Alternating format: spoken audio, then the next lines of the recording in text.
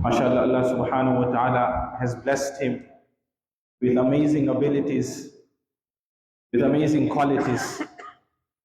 And we, the people of Malawi, are very fortunate. The coming of the ulama in our country, in our city, in our society, in our community is a blessing of Allah subhanahu wa ta'ala. And the way we can acknowledge is to be present, listen to them attentively, and propagate what we listen. Alhamdulillah, Maulana travels all around the world. And mashallah, everyone that is on social media would need no introduction with regards to Maulana. We make dua, Allah subhanahu wa ta'ala should preserve him. Allah should give him honor. Allah should give him dignity. And Allah subhanahu wa ta'ala should protect him and utilize him to serve his deen. So inshallah, we request all brothers to listen attentively to what Mufti Sahib has to say. And let us try and implement and propagate whatever advices we are given. Jazakumullahu khairan wa ahsan. मुफ्ती तारिक मसूद के बयानात के लिए मुफ्ती साहब के official channel मुफ्ती Tariq Masood speeches को subscribe करें। अल्हम्दुलिल्लाहि नहमदुहु व नुसल्ली अला रसूलिहिल करीम। ये माइक को तो ठीक करें, आवाज़ काफ़ी गूंज रही है। अल्हम्दुलिल्लाहि नहमदुहु व नुसल्ली अला रसूलिहिल करीम। अम्मा बाद फ़अऊज़ु बिल्लाहि मिनश शैतानिर रजीम। बिस्मिल्लाहिर रहमानिर रहीम। तबारकल्लज़ी बियदिहिल मुल्कु व हुवा अला कुल्लि शैइन क़दीर। अल्लज़ी ख़लक़ल मौता वल हयाता लियब्लुवकुम अय्युकुम अहसनु अमला व हुवल अज़ीज़ुल गफ़ूर। वक़ाल तआला वमा ख़लक़तुल जिन्न वल इंस इल्ला लियअबुदून। कुरान मजीद की 2 आयात मैंने तिलावत की हैं। अल्लाह ताला से दुआ है अल्लाह ताला सही तरह से बात कहने की, सुनने की, समझने की, और फिर हम सबको अल्लाह ताला अमल की तौफीक अता फरमाए। अफ्रीका में मलावी का ये दूसरा शहर है जहाँ मेरा बयान है। आज हम 200 किलोमीटर सफ़र करके आए हैं। ये मैं तारुफ इसलिए करवा रहा हूँ कि बहुत से लोग इंटरनेट पे सुनते हैं ना, तो उनको पता चल जाए हम कहाँ बैठे हुए हैं इस वक्त। तो मलावी में बहुत ही खूबसूरत शहर है ये, और हाइट पर है। मुझे बोलने देना तो याद ही नहीं हो रहा था। ब्लैंड टायर नाम है, टायर से मैंने याद किया, ब्लैंड टायर। और मैं लोगों को बताता चलूं, जैसे पाकिस्तान में मरी, नथिया गली, बिल्कुल उसी टाइप का ये शहर है अफ्रीका में। ठंडा इलाका है, यहाँ के बसा सुकून मिला, ऐसे सांस आना शुरू हुआ यहाँ पे। वहाँ तो बहुत ज्यादा गर्मी थी। हैरत इस पर है कि इतना ठंडा इलाका है, मुझे आज तक ये समझ में नहीं आया, कोई साइंसदान मुझे समझाए कि दुनिया के एक खित्ते में लोग रहते हैं इतने वाइट कि रोशनी में नजर नहीं आते, एक खित्ते में इतने ब्लैक के अंधेरे में नजर नहीं आते। ये वजह क्या है? आज तक मुझे किसी ने कोई इसकी रीजन नहीं बताई कि ऐसा क्यों है। कुछ लोग कहते हैं जो गर्म इलाकों के लोग होते हैं उनके रंग थोड़े डार्क हो जाते हैं, तो भाई ये तो ठंडा इलाका है मरी की तरह, तो यहां के मकामी लोगों के रंग डार्क क्यों है फिर? तो ये कब हुआ था? किसी ने कहा भाई ये लोग बिलाल हबशी की औलाद में से हैं, हजरत बिलाल रजी अल्लाह अन्हु। तो भाई हजरत बिलाल भी तो किसी की औलाद में से थे ना। तो ये हुआ क्या है, कोई माहिर मुझे बताए। मुझे ऐसी चीजों की मालूमात का बड़ा शौक है कि ये क्यों है दुनिया में। सब जब आदम अलैहिस्सलाम की औलाद हैं तो आदम अलैहिस्सलाम के बच्चों में इतना डिफरेंट कैसे पैदा हो गया, इतना डिफरेंस कैसे आ गया कि इतने ब्लैक और इतने वाइट? तो ये अभी तक कुछ सूरज की किरणों का असर है ये। तो सूरज की किरणें तो भाई वहां भी पड़ती हैं, केपीके में भी पड़ती हैं, यही किरणें हैं वही जा रही हैं कि वहां के लोग वाइट हैं। या तो कोई केमिकल बारिश में किसी ने मिला के पीछे जमाने में डाला होगा। बहरहाल एक सवाल है, कोई माहिर हो ना, जिनको कोई साइंटिस्ट हो, जिनको جینیاتی تبدیلی کیسے ہوئی ہے، کیا ہوا، یہ بہت زیادہ بلیک کیسے ہو گئے، بہت زیادہ وائٹ کیسے ہو گئے. تو یہ مجھے یہ معمہ میری سمجھ میں آیا نہیں ہے، کبھی کوئی ملے تو مجھے بتائیں. خیر جی، ہم ابھی بیان شروع کرتے ہیں. دیکھیں، میں نے جو قرآن مجید کی آیات پڑھی ہیں، ایک تو پاکستانی انڈین پوری دنیا میں ہی ہر جگہ ہیں. اب یہاں اتنا بڑا کراؤڈ، یار میں حیران ہوں. دنیا میں جہاں بھی جاؤ، اور وہاں بھی بہت ہیں. یا تو ہوتے نا سارے ادھر آ گئے ہوتے، وہاں خالی ہو گیا ہوتا ملک، وہاں بھی بہت ہیں. امریکہ میں، کینیڈا میں، جاپان میں، برما میں، تھائی لینڈ میں، ملیشیا میں، ازبکستان تک میں پہنچے ہوئے ہیں.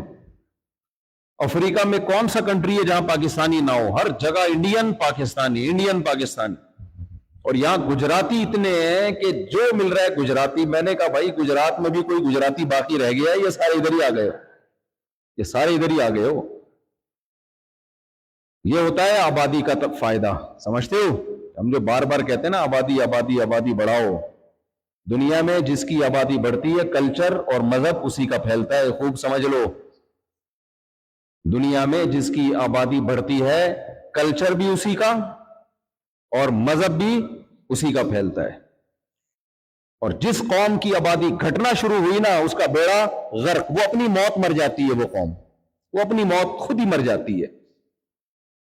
اب غیر مسلموں کو اپنے کلچر کی حفاظت کرنی نہیں ہے. وہ کہتے ہیں کیا ہو گیا، ہم کم ہو گئے تو کیا ہو گیا.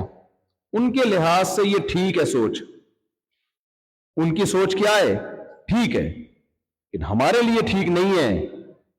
کیوں بھائی؟ ہم تو پیغمبروں کی دعوت کے امین ہیں.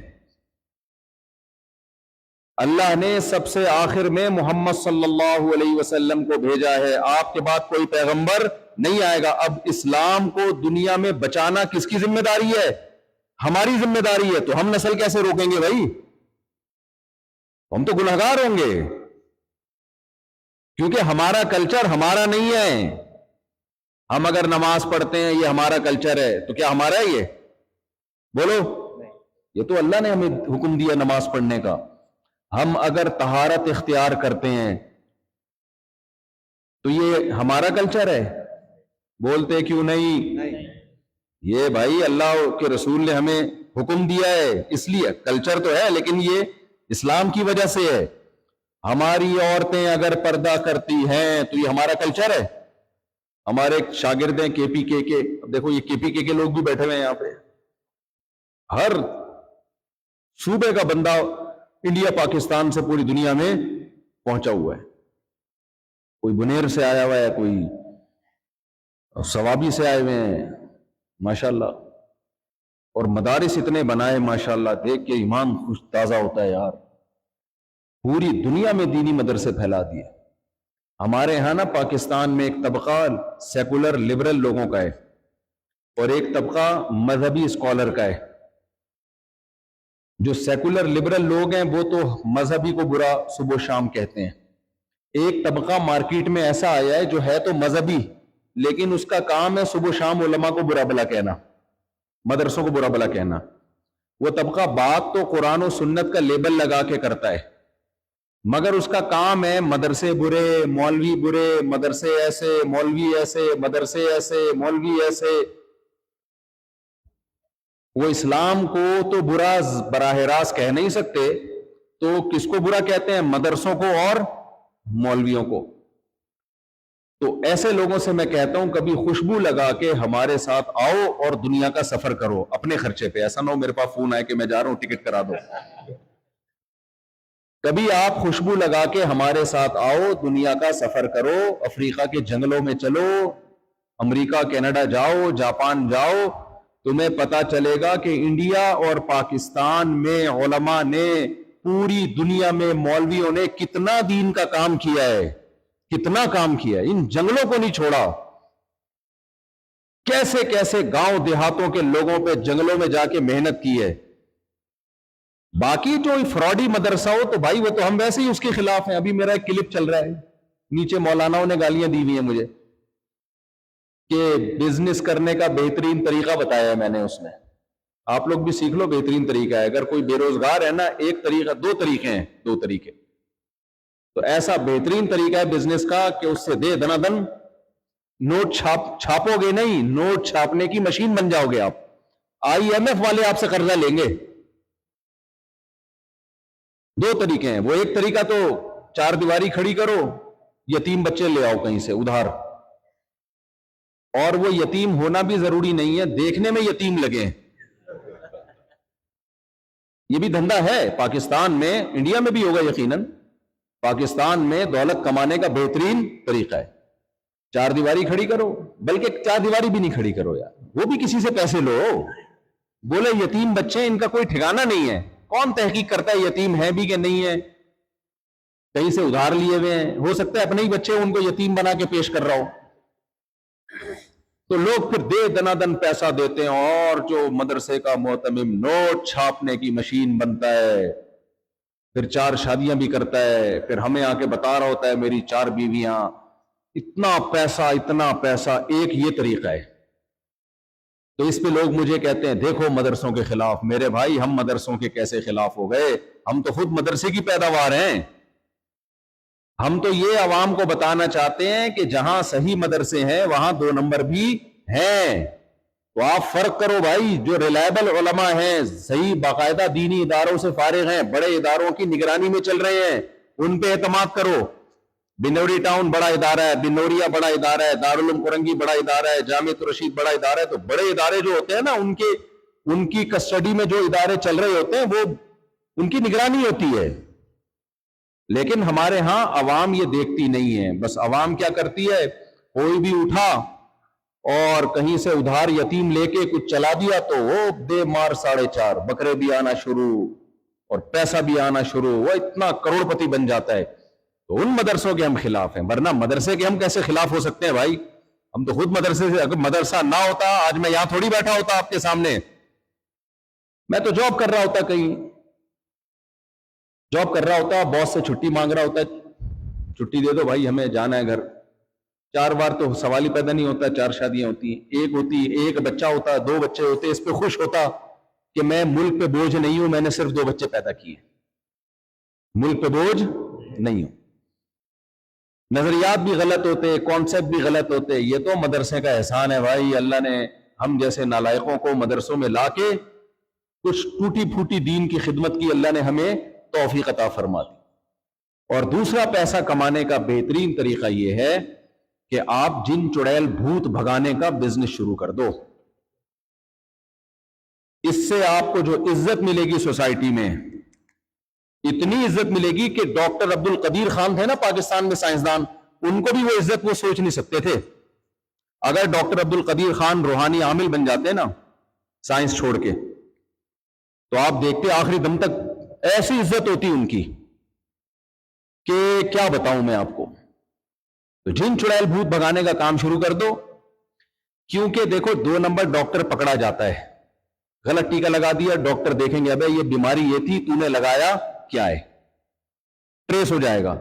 ان کی کو ٹریس کرنے کا کوئی ذریعہ ہے ہی نہیں, کیونکہ وہ کام ہی نہیں ہے بھائی. ٹریس تو جب ہوتا ہے نا جب علاج کی 2 قسمیں ہو, صحیح اور غلط. یا علاج ہی نہیں ہے, A to Z fraud he fraud ہے. میں جنات کے وجود کا منکر نہیں ہوں, میں جادو کے وجود کا منکر نہیں ہوں, میں عاملوں کا منکر ہوں. میری باتوں کو خلط ملط نہ کیا کرو. اس پہ میں بہت دفعہ بیان کر چکا ہوں, لیکن یہاں بھی یہ روحانیت کے نام پہ نا, کیونکہ جہاں مذہب ہوگا وہاں یہ جن چڑیل بھوت کی کہانیاں, اور جن چڑیل ہے اس کے اوپر بھوت آیا ہوا ہے, اس کے اوپر حمزاد آیا ہوا ہے, اس کے اوپر موکل آیا ہوا ہے, اس کے بھائی چھوڑ دو, ان چکروں میں نہیں پڑو. صبح شام عاملوں کی نفی کیا کرو جو روحانی عامل ہیں. اور میں 2 نمبر عاملوں کے خلاف نہیں ہوں. میں جب مدرسوں کے خلاف بات کرتا ہوں تو 2 نمبر مدرسوں کی بات کرتا ہوں جو ان کے معتمم فراڈی ہوتے ہیں. 1 نمبر مدرسوں کی بات نہیں کرتا. ظاہرہ کر بھی نہیں سکتا, دینی مدارس اتنی اسلام کی خدمت کر رہے ہیں. لیکن جب میں عاملوں کے خلاف بولتا ہوں تو پھر 2 نمبر عاملوں کے نہیں بلکہ 1 نمبر عاملوں کے خلاف. 2 نمبر کے تو سبھی خلاف ہیں. اچھا خیر, ہم اپنا کیا قصہ لے کے بیٹھ گئے بھائی. آپ لوگ بولو گے مجھ سے ہم کیا سننے آئے تھے, آپ نے کیا سنانا شروع کر دیا. یہ بھی ضروری تھا آپ کے لیے سننا. تو جو بھی اسکالر ہیں، سیکولر لوگ ہیں یا مذہبی اسکالر ہیں جو علماء کے خلاف ہیں، خاص طور پہ سب سے زیادہ نزلہ بر صغیر کے علماء پہ گرایا جاتا ہے. کہتے ہیں یہ مولویوں نے یہ کر دیا، یہ مولویوں نے یہ کر دیا.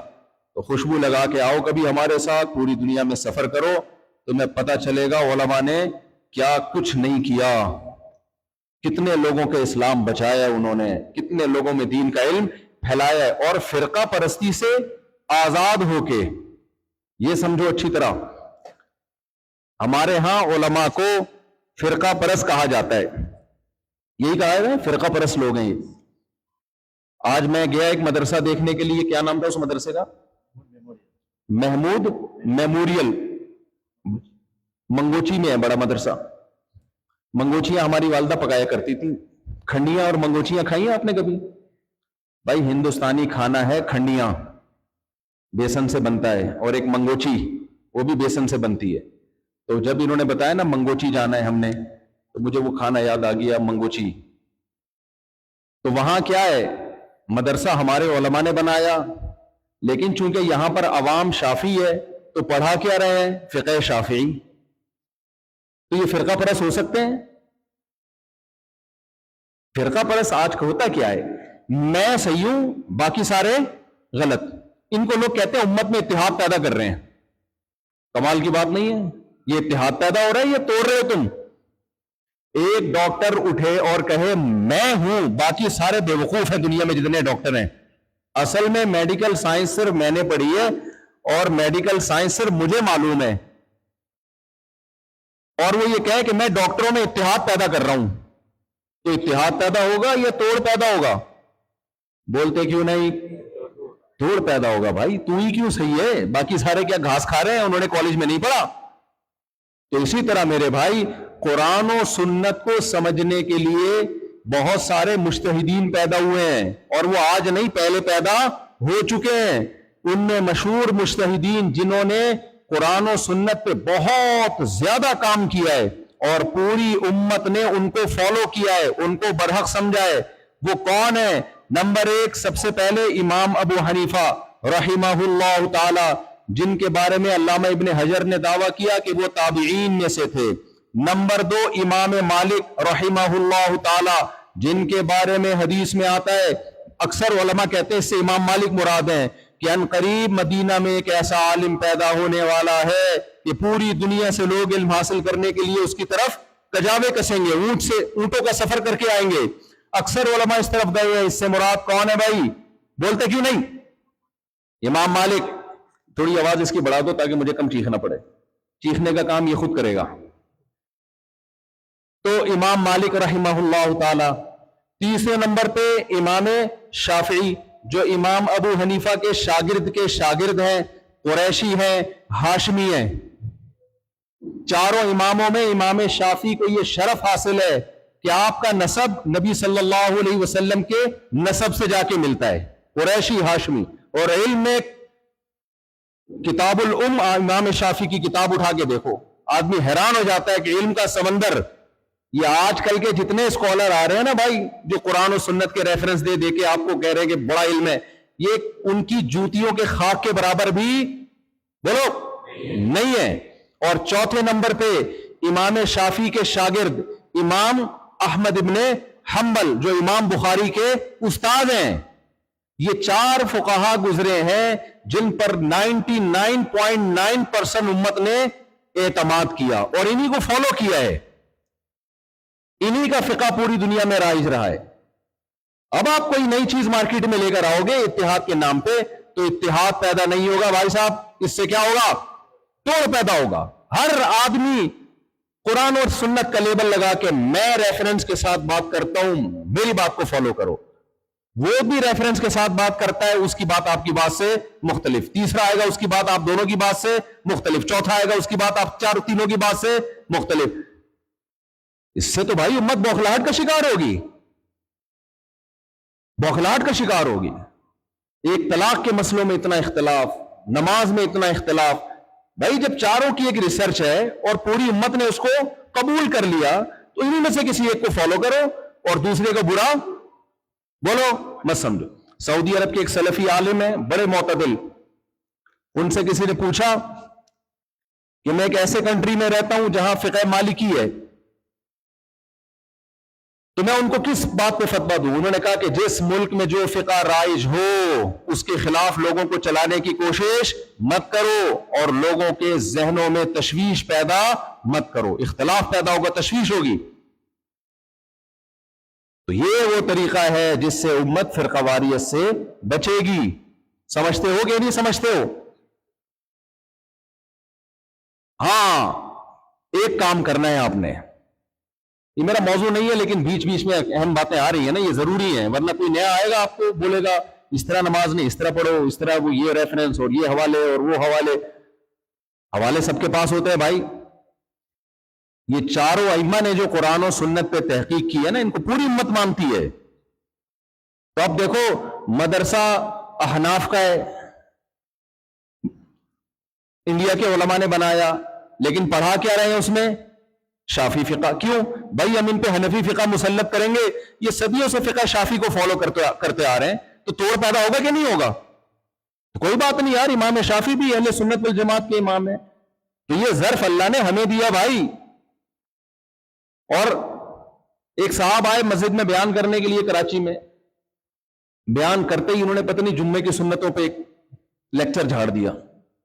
یہ اتنی سنتیں نہیں, اتنی سنتیں, لوگ اتنی تشویش میں. کوئی کہہ رہا ہے یار ہم نے تو جگہ جگہ لوگوں میں تشویش پیدا کرنا, اس سے امت جڑنے کے بجائے ٹوٹے گی. تو اس لیے صدیوں سے جو طریقہ چلا رہا ہے, ان چاروں میں سے ایک کو فالو کرو اور باقیوں کو برحق سمجھو. فالو کس کو کرنا ہے؟ ایک کو, کیونکہ فالو تین کو کر نہیں سکتے, اور سب کے پاس دلائل ہیں. ایک کام سے بچنا ہے بس, دو کاموں سے. فالو چاروں میں سے ایک کو کرنا ہے, لیکن دو چیزوں سے بچنا ہے. نمبر ایک, عقیدے میں نہ کوئی حنفی ہوتا ہے, نہ کوئی شافعی ہوتا ہے, نہ کوئی مالکی ہوتا ہے, نہ کوئی حنبلی ہوتا ہے. سمجھتے ہو کہ نہیں سمجھتے؟ عقیدے میں تقلید نہیں ہوتی. عقیدہ سب کا ایک ہونا چاہیے. وہ کیا ہے؟ توحید. بولتے کیوں نہیں؟ وہ ابھی میں تھوڑی وضاحت کرتا ہوں توحید کسے کہتے ہیں. اس میں کوئی کمپرومائز بولو نہیں ہے. اگر آپ فقہ حنفی کو فالو کرتے ہو اور کوئی حنفی عالم آپ کو شرک سکھانا شروع کر دے, ایسی کی آپ لوگ کچھ ہماری والی اردو بھی سیکھ لو بھائی, ایسی کی تیسی بھائی. سمجھتے ہو؟ کوئی نہیں ماننا. عقیدہ ہے کیا ہے؟ توحید. وہ میں ابھی ایکسپلین کرتا ہوں توحید کسے کہتے ہیں, کیونکہ یہ بھی بہت سے لوگوں کو کنفیوز ہو گئے ہیں. آپ دعا کرو اللہ وقت میں برکت دے. یہاں بہت سارے غیر مسلم الحمدللہ مسلمان ہوتے ہیں, لیکن یہاں کوئی ایسا مجھے ادارہ نظر نہیں آ رہا کہ ان غیر مسلموں کو لے اور اسی وقت سے ان کی تعلیم شروع کر دے. کل بھی کوئی غیر مسلم اسلام کے بارے میں پوچھ رہے تھے, وہ کہہ رہے تھے میں مسلمان ہونا چاہتا ہوں, تو میں نے ظاہر بھائی کے حوالے کیا. آپ نے کیا ان کو مسلمان؟ نہیں کیا ابھی تک میرا خیال ہے. رابطے میں ہے نا, اگر وہ نہیں ہوا نا تو قیامت میں آپ کی پکڑ ہوگی. ہاں, وہ بیچارہ خود آیا تھا کل کہ مجھے اسلام سکھاؤ, یہیں کے مقامی افریقہ کے, کیونکہ وہ دیکھتے ہیں نا نماز پڑھتے ہوئے ہماری خواتین کو دیکھتے ہیں انہوں نے کیسا پردہ کیا ہے. اسلام میں اتنی اٹریکشن ہے کہ غیر مسلم کو اسلام کے قریب لانے کے لیے تبلیغ کی ضرورت ہے ہی نہیں, وہ خود ہی آئے گا. خود انسان کے بچے بن جائیں. اگر ہم لوگ, آپ کہو گے ابھی ہم لوگ کس کے بچے نظر آ رہے ہیں آپ کو مفتی صاحب؟ پورے انسان کے بچے بن جائیں تو اسلام میں اتنی اٹریکشن ہے, کیونکہ غیر مسلم بیچارہ بوکھلاہٹ کا شکار ہے. یہ کوئی زندگی تھوڑی ہے کہ کوئی مقصد ہی نہیں ہے.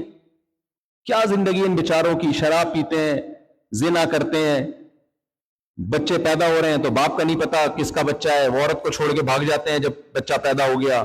تو بوکھلاہٹ والی زندگی ہے, کوئی محبتیں تھوڑی ہیں. یہاں ہم گجراتیوں کو دیکھ رہے ہیں ماشاءاللہ کیسے رہ رہے ہیں, ہر آدمی ایک دوسرے کا سالہ ہے.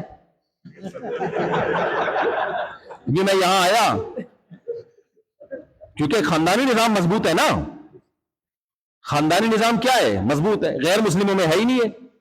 ہر آدمی ایک دوسرے کا سالہ ہے. یہاں پہ میں آیا, انہوں نے کہا بھائی اس کے سامنے دوسری شادی کی بات نہیں کرنا, یہ اس کا سالہ بیٹھا ہوا ہے.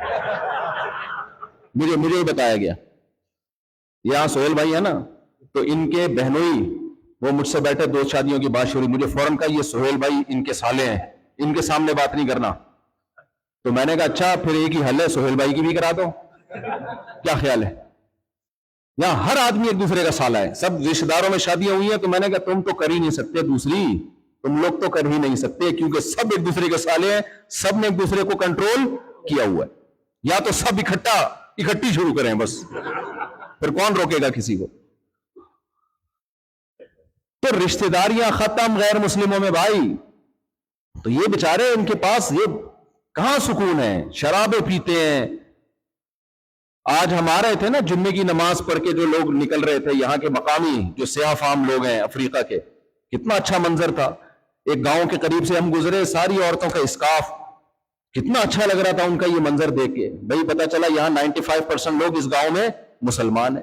یہ عورت کو سکون تھوڑی ملتا ہے کپڑے اتار کے, بھائی کب تک رہے گی اسی حالت میں, ساری دنیا اس کا جسم دیکھتی رہے ہر وقت. یہ خود بوکھلاہٹ اور بے سکونی کا ذریعہ ہے. تو 2 چیزوں میں میرے بھائی کمپرومائز نہیں کرنا ہے. نمبر 1 عقیدہ, توحید. توحید کسے کہتے ہیں اس کو میں ابھی بتاتا ہوں. نمبر 2 بدعت. آئی بات سمجھ میں؟ کیونکہ جو ان مذاہب کو ماننے والے ہیں نا, مذاہب سے وہ مذہب مراد نہیں, مذہب فقہی اصطلاح ہے, جو فقہی مذہب ہے. بعض لوگ کہتے ہیں ہمارا مذہب تو اسلام ہے. بھائی فقہی مذہب کی بات ہو رہی ہے, ہم سب کا مذہب تو اسلام ہی ہے, لیکن اسلام میں جو فقہی مذہب ہیں, تو یہ اصطلاح ہے, آپ علماء سے جا کے پوچھ لیں, وہ آپ کو سمجھا دیں گے. تو جو لوگ ان ائمہ کے متبعین ہیں نا, امام حنیفہ کے, یا امام مالک کے, امام احمد بن حنبل کے, یا امام شافعی کے, ان میں ایک فالٹ ہے,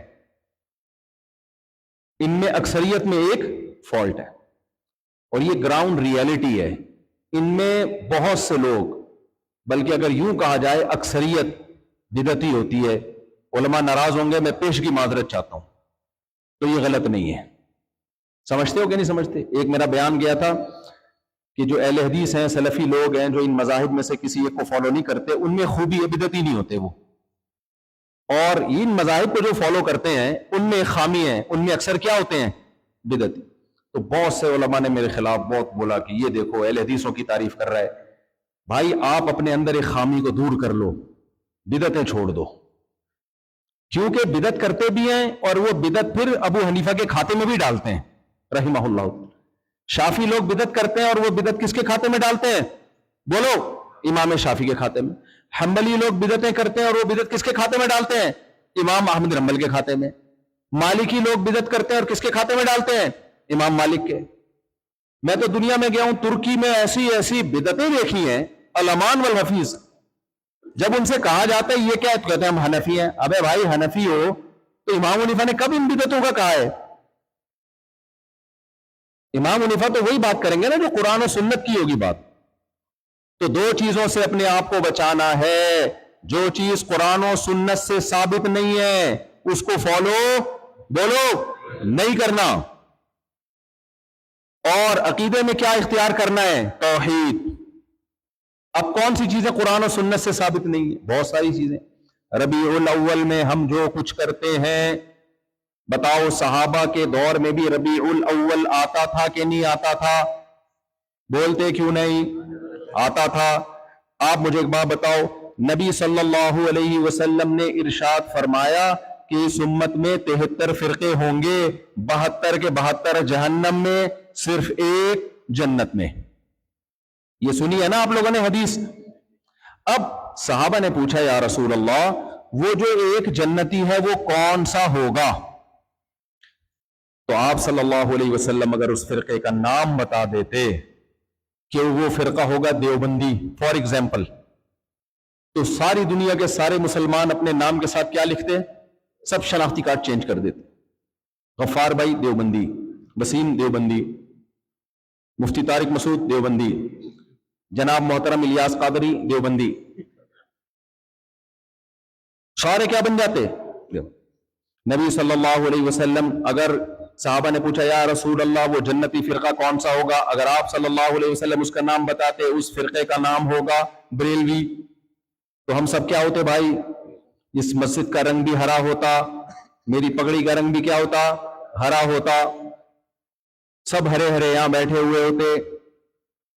زردے کا رنگ بھی کیا ہوتا؟ ہرا ہوتا. زردہ ہوتا ہی نہیں, اس کا نام ہم چینج کرتے. زردہ تو زردی سے نکلا ہے نا, زرد رنگ کا. ہم زردے کا نام کیا رکھتے؟ ہردا رکھ دیتے, ہریالی سے. اگر نبی صلی اللہ علیہ وسلم فرما دیتے اس فرقے کا نام اہل حدیث ہوگا تو پھر ہم سب اہل حدیث کہلاتے. نہ آپ صلی اللہ علیہ وسلم نے نام نہیں بتایا, آپ نے علامت بتائی تاکہ ملتے جلتے ناموں سے دھوکہ نہ کھاؤ. علامت دیکھو, علامت جس میں یہ علامت پائی جائے گی وہ ہوگا جنتی, اور جس میں یہ علامت جتنی کم پائی جائے گی اتنا وہ جہنم کے قریب ہوگا. وہ علامت کیا ہے بھائی؟ آپ صلی اللہ علیہ وسلم نے فرمایا ما انا علیہ و اصحابی. کیا زبردست بات کی سید الانبیاء صلی اللہ علیہ وسلم. اگر نبی یہ بتا دیتے وہ فرقہ وہ ہوگا جو قرآن پہ چلتا ہوگا, تو سب کس کی طرف نسبت کرتے ہیں اپنی؟ قرآن کی طرف. قرآن کو تو مسلمانوں کے سارے فرقے مانتے ہیں بھائی, حتیٰ کہ قادیانی بھی دعویٰ کرتا ہے کہ میں کس کو مانتا ہوں؟ قرآن کو مانتا ہوں. سارے ہی بول رہے ہوتے ہیں قرآن قرآن قرآن, تشریح میں ڈنڈی مارتے ہیں. کیا خیال ہے بھائی؟ جناب پروفیسر غامدی صاحب نے قرآن کی اس آیت کا ترجمہ کیا, اذ قال اللہ یا عیسیٰ انی متوفیکا. اللہ نے کہا اے عیسیٰ میں تجھے وفات دینے والا ہوں. حالانکہ یہاں متوفیکا کا مطلب صحابہ تابعین کو دیکھیں تو وفات دینا نہیں ہے, یہاں کیا ہے؟ میں وصول کرنے والا ہوں. ورافعک الیہ, اور آپ کو اپنی طرف آسمانوں میں اٹھانے والا ہوں. اگر ہم حدیث کو بیچ سے نکال دیں اور صحابہ کو بیچ سے نکال دیں تو اس آیت کی بڑے آرام سے تحریف ہو سکتی ہے, اور اس آیت کا مطلب یہ بیان کیا جا سکتا ہے کہ عیسیٰ علیہ السلام کی وفات ہو چکی ہے, جبکہ صحابہ اور تابعین کا عقیدہ ہے کہ عیسیٰ علیہ السلام کی وفات نہیں ہوئی ہے. حضرت عیسیٰ آسمانوں پہ زندہ ہے اور قرب قیامت میں نازل ہوں گے, زمین پہ نازل ہوں گے, اس کے بعد آپ کی وفات ہوگی. تو اللہ نے, نبی نے یہ نہیں فرمایا کہ وہ قرآن کو مانتا ہوگا, نہ مانتا ہوگا, لیکن یہاں یہ نہیں بتایا, کیونکہ ہر باطل فرقہ لیبل کس کا لگاتا ہے؟ قرآن کا. دلائل کہاں سے دیتا ہے؟ قرآن سے. تحریف قرآن کی آیتوں میں کرتا ہے. اس تحریف کو ہم پکڑیں گے کیسے کہ یہ غلط کر رہا ہے؟ حدیث سے پکڑیں گے نا. تو نبی صلی اللہ علیہ وسلم نے فرمایا اس فرقے کی علامت جو جنتی ہوگا اس کی علامت ہے ما انا علیہ, جو میرے طریقے پر ہوگا, جس کو سنت کہا جاتا ہے, جس کو حدیث کہا جاتا ہے. کیا مطلب؟ نبی, آپ لوگ بور تو نہیں ہو رہے بھائی؟ چہروں سے لگ رہا ہے کوئی تھکے تھکے سے لگ رہے ہیں. کوئی خشک موضوع تو نہیں چھوڑ دیا میں نے؟ اچھا ابھی شادیوں پہ بھی آؤں گا میں, کہ میں ڈر یہ رہا ہوں کہ سب ایک دوسرے کے سالے بیٹھے ہوئے ہیں, اس لیے میں پھر تھوڑا سا گھبراتا ہوں یہاں بات کرتے ہوئے. تو کوئی کرے گا تو میرے پر بلی آئے گی کہ تم نے ہمارے بہنوئی کو خراب کیا. تو نبی صلی اللہ علیہ وسلم نے فرمایا ما انا علیہ و اصحابی. آپ نے فرمایا جو جس پر میں ہوں, میں کیا مطلب؟ قرآن کی وہ تشریح جو میرے عمل سے ٹکرا نہیں رہی ہوگی, میرے عمل سے نہیں ٹکرائے گی وہ تشریح. نبی صلی اللہ علیہ وسلم نے فرمایا لَيُوشِكَنَّ أَن يَنزِلَ فِيكُمُ ابْنُ مَرْيَمَ حَكَمًا وَعَدْلًا فَيَكْسِرُ الصَّلِيبَ وَيَقْتُلُ الْخِنزِيرَ وَيَضَعُ الْجِزْيَةَ. تم پہ ضرور بالضرور, بخاری مسلم کی حدیث, کہ تم پہ ضرور بالضرور عیسیٰ ابن مریم قرب قیامت میں نازل ہوں گے اور خنزیر کو قتل کر دیں گے, صلیب کو ختم. اللہ عیسائیوں کے پیغمبر عیسیٰ ابن مریم کے ہاتھوں صلیب کو ختم کروائیں گے تاکہ عیسائیوں میں شرک ختم ہو. وَإِن مِّنْ أَهْلِ الْكِتَابِ إِلَّا لَيُؤْمِنَنَّ بِهِ قَبْلَ مَوْتِهِ. اللہ کہتے ہیں اہل کتاب جتنے بھی ہیں موت سے پہلے.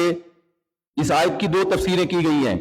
حضرت ابو ہریرہ سے وہ تفسیر ہے وہ یہ ہے کہ عیسیٰ ابن مریم کی موت سے پہلے جتنے عیسائی ہیں حضرت عیسیٰ پہ ایمان لے آئیں گے. جب حضرت عیسیٰ ابن مریم نازل ہوں گے نا تو جتنے بھی عیسائی ہیں وہ سارے کے سارے حقیقی معنوں میں عیسیٰ ابن مریم پہ ایمان لائیں گے. اور حضرت عیسیٰ پہ ایمان لانا اس وقت تک مکمل نہیں ہوگا جب تک محمد صلی اللہ علیہ وسلم پر ایمان نہ لے آئیں. تو اگر آپ حدیث کو بیچ میں لاتے ہیں تو پھر قرآن کی تحریف کرنا آپ کے لیے ممکن بولو نہیں رہتا. اس کی آواز کو کیا ہو گیا, بڑا کیوں نہیں رہا میرے بھائی, میرا گلا جو ہے نا بیٹھنا شروع ہو گیا. جی یہ نکال دوں, اچھا کیا یار, مجھے چیخنا بہت پڑ رہا ہے اس میں.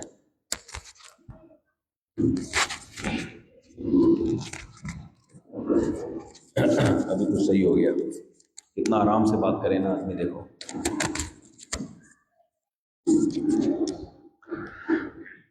اب میں آرام سے بات کروں گا, ٹھیک ہے. تو پہلی بات کیا ہوئی, قرآن کے ساتھ کس کو لاحق کیا جائے گا, حدیث کو. قرآن کی ایسی تشریح کرنا جو حدیث سے میچ نہیں کرتی, وہ تشریح شریعت میں معتبر نہیں ہے. اب بہت سے لوگ قرآن کی آیت پڑھتے ہیں, فَبِذَلِكَ فَلْيَفْرَحُوا, بھئی اس قرآن کی وجہ سے تم خوش ہو جاؤ, نبی کی وجہ سے تم خوش ہو جاؤ. تو کہتے ہیں دیکھو ہم خاص دنوں میں ربیع الاول منائیں گے, ہم یہ کریں گے, ہم جو بھی کرنا ہوتا ہے وہ کرتے ہیں, اب ہمیں کیا کہ قرآن کہہ رہے ہیں خوش ہو جاؤ. بھائی اگر قرآن کے ایک مطلب یہ ہوتا تو نبی کرتے نا, کیا خیال ہے, نبی عمل کرتے کہ نہیں کرتے؟ یہ آپ قرآن کی ایسی تشریح کیوں کر رہے ہیں جو نبی نے جس پر عمل نہیں کیا؟ اس لیے نبی صلی اللہ علیہ وسلم نے جنتی فرقے کی پہلی علامت بیان کی, ما انا علیہ, جو میری سنت پر ہوگا. یعنی قرآن کی ایسی تشریح جو نبی کے طریقے سے میچ ہی نہیں کر رہی, اس تشریح کو مسترد کر دیا جائے گا. بات یہاں تک ختم نہیں ہوئی, فرمایا ما انا علیہ و اصحابی, میرے ساتھ پھر میرے صحابہ کو بھی فالو کرتا ہو.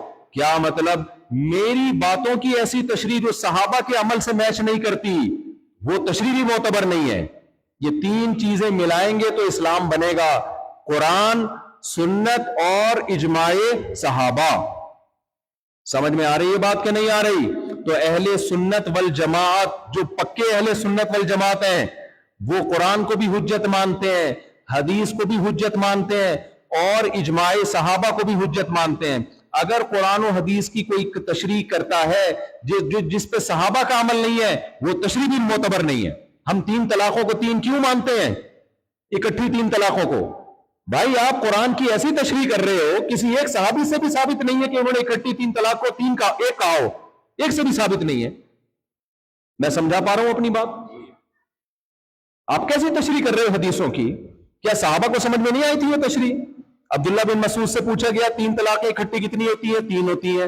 عبداللہ بن عباس سے پوچھا گیا اکٹھی 3 طلاقیں کتنی ہوتی ہیں؟ 3 ہوتی ہیں. ابو ہریرہ سے پوچھا گیا اکٹھی 3 طلاقیں کتنی؟ 3 ہوتی ہیں. حضرت علی کی طرف کسی نے نسبت کر دی, وہ 3 طلاق کو ایک مانتے ہیں. حضرت علی کو پتا چلا, شدید غصے کا اظہار کیا, اور پھر یہ ساری روایتیں میں نے اپنی کتاب میں ذکر کی ہیں, طلاق ثلاث پر میرے ایک رسالہ ہے اور ویڈیو بیان بھی موجود ہے. تو حضرت علی نے اکٹھی 3 طلاقوں کو کتنا کہا, بولو 3. حضرت عثمان نے اکٹھی 3 طلاقوں کو کتنا کہا, 3 کا. اور بہت سارے صحابہ ہیں, کوئی ایک بھی نہیں ملتا بھائی ہمیں جنہوں نے اکٹھی کوئی 3 طلاقیں دے کے آیا ہو اور بولا کہ ایک ہوئی ہے. میں سمجھا پا رہا ہوں کہ نہیں سمجھا پا رہا اپنی بات؟ تو اسی وجہ سے چاروں امام چونکہ قرآن کو, حدیث کو اور صحابہ کو حجت مانتے ہیں, لہذا چاروں اماموں کا متفقہ فتویٰ ہے کہ رخصتی کے بعد کسی نے 3 طلاقیں اکٹھی دے دی تو کتنی ہوں گی؟ 3 ہوں گی, ایک نہیں ہوگی وہ. تو قرآن, حدیث اور جس کو میں ملانا ہے ساتھ میں, بولو, بولتے کیوں نہیں؟ صحابہ کو. تو بدعت مارکیٹ سے شارٹ ہو گئی کہ نہیں ہو گئی؟ تو جب بھی کوئی آپ کے سامنے قرآن و سنت کا لیبل لگا کر یا نبی کی محبت کا لیبل لگا کر کوئی عمل آپ کے سامنے لائے, آپ نے کہنا اس پہ صحابہ نے عمل کیوں نہیں کیا. دیکھو میں ایک آسان مثال سے بات سمجھاتا ہوں. آپ نے حدیث سنی ہوگی, آواز گونج رہی ہے مائک کی, اس کا ایکو ختم کریں.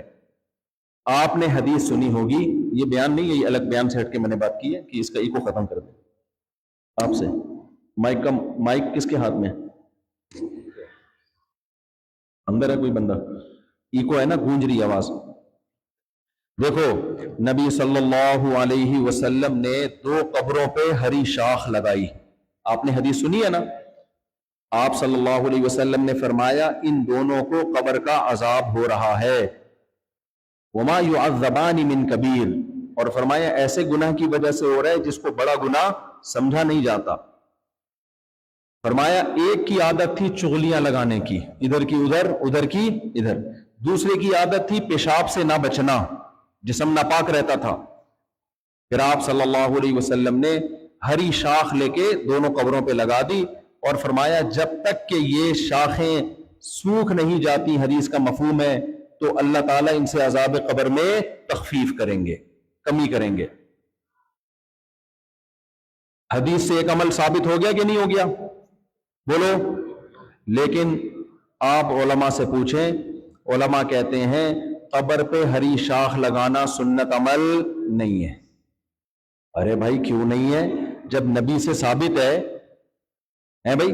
سہیل بھائی سمجھ میں آ رہی ہے بات؟ جب نبی نے ہری شاخیں لگائی ہیں تو ہم کیوں نہیں لگائے؟ اگر مسلمان اس عمل کو سنت سمجھتے تو ہر قبر پہ ہری شاخ ہوتی کہ نہیں ہوتی؟ کس کا دل نہیں چاہتا کہ بھئی مردے پہ قبر کا عذاب کم ہو جائے؟ تو قبرستان تو گارڈن بنے ہوئے ہوتے سارے. کیوں سنت نہیں ہے؟ اس لیے کہ نبی کے بعد صحابہ نے یہ عمل نہیں کیا. اگر یہ سنت ہوتا تو صحابہ کرتے، صحابہ نے نہیں کیا. یہ اس کی علامت ہے، یہ نبی کی خاصیت تھی، یہ نبی کے ساتھ خاص تھا. اللہ نے بذریعہ وحی آپ صلی اللہ علیہ وسلم کو بتا دیا تھا کہ آپ کی برکت کی وجہ سے، آپ سے نسبت کی وجہ سے ان پر عذاب قبر میں کمی واقع ہو رہی ہے. اگر یہ عمل سنت ہوتا تو صحابہ کرام ہری شاخیں لگاتے، پھر ہم بھی لگاتے. صحابہ نے نہیں لگائی لہذا ہم بھی نہیں لگائیں. اب سمجھ میں آیا؟ ما انا علیہ و اصحابی کا مطلب، یہ عربی کے الفاظ یاد کر لو آپ لوگ. ما انا علیہ و اصحابی. وہی والا مائک زیادہ صحیح تھا، آواز اس میں گونج رہی ہے. تو بھائی وہی والا دے دو. مسجدوں میں نا مائکوں کے بڑے مسائل ہیں بھائی، مائک کے اتنے مسائل ہیں مسجدوں میں. اب کچھ صحیح ہوا ہے تھوڑا سا، بڑے مسائل ہیں مائکوں کے. مسجد میں بیان ہوتا ہے لیکن مائک ٹھیک نہیں ہوتا. مجھے اپنی ہی آواز سمجھ میں نہیں آ رہی ہوتی تو بڑی پرابلم ہوتی ہے. تو کیا کام کرنا ہے؟ نمبر 1 بدعت کے کبھی قریب بولو نہیں جانا. دوسرا توحید پہ کوئی کمپرومائز نہیں ہے. توحید کسے کہتے ہیں اس کو سمجھیں. توحید کی بڑی لمبی چوڑی ڈیفینیشن ہے، بہت ساری قسمیں ہیں. میں صرف وہ والی قسم بتاؤں گا جو مارکیٹ میں اویلیبل نہیں ہے. وہ شرک بتاؤں گا جو مسلمانوں کی مارکیٹ میں جو شرک چل رہا ہے.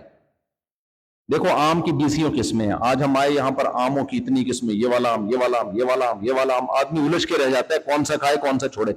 ناموں کو یاد کرنا ٹینشن ہے یا نہیں ہے؟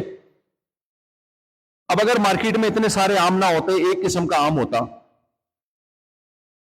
تو مسئلہ ہمارے لیے آسان ہو جاتا. ہم کسی سے کہتے ہیں کہ آم خرید کے کھا لے بڑا اچھا ہوتا ہے، وہ کہتا ہے کون سا آم؟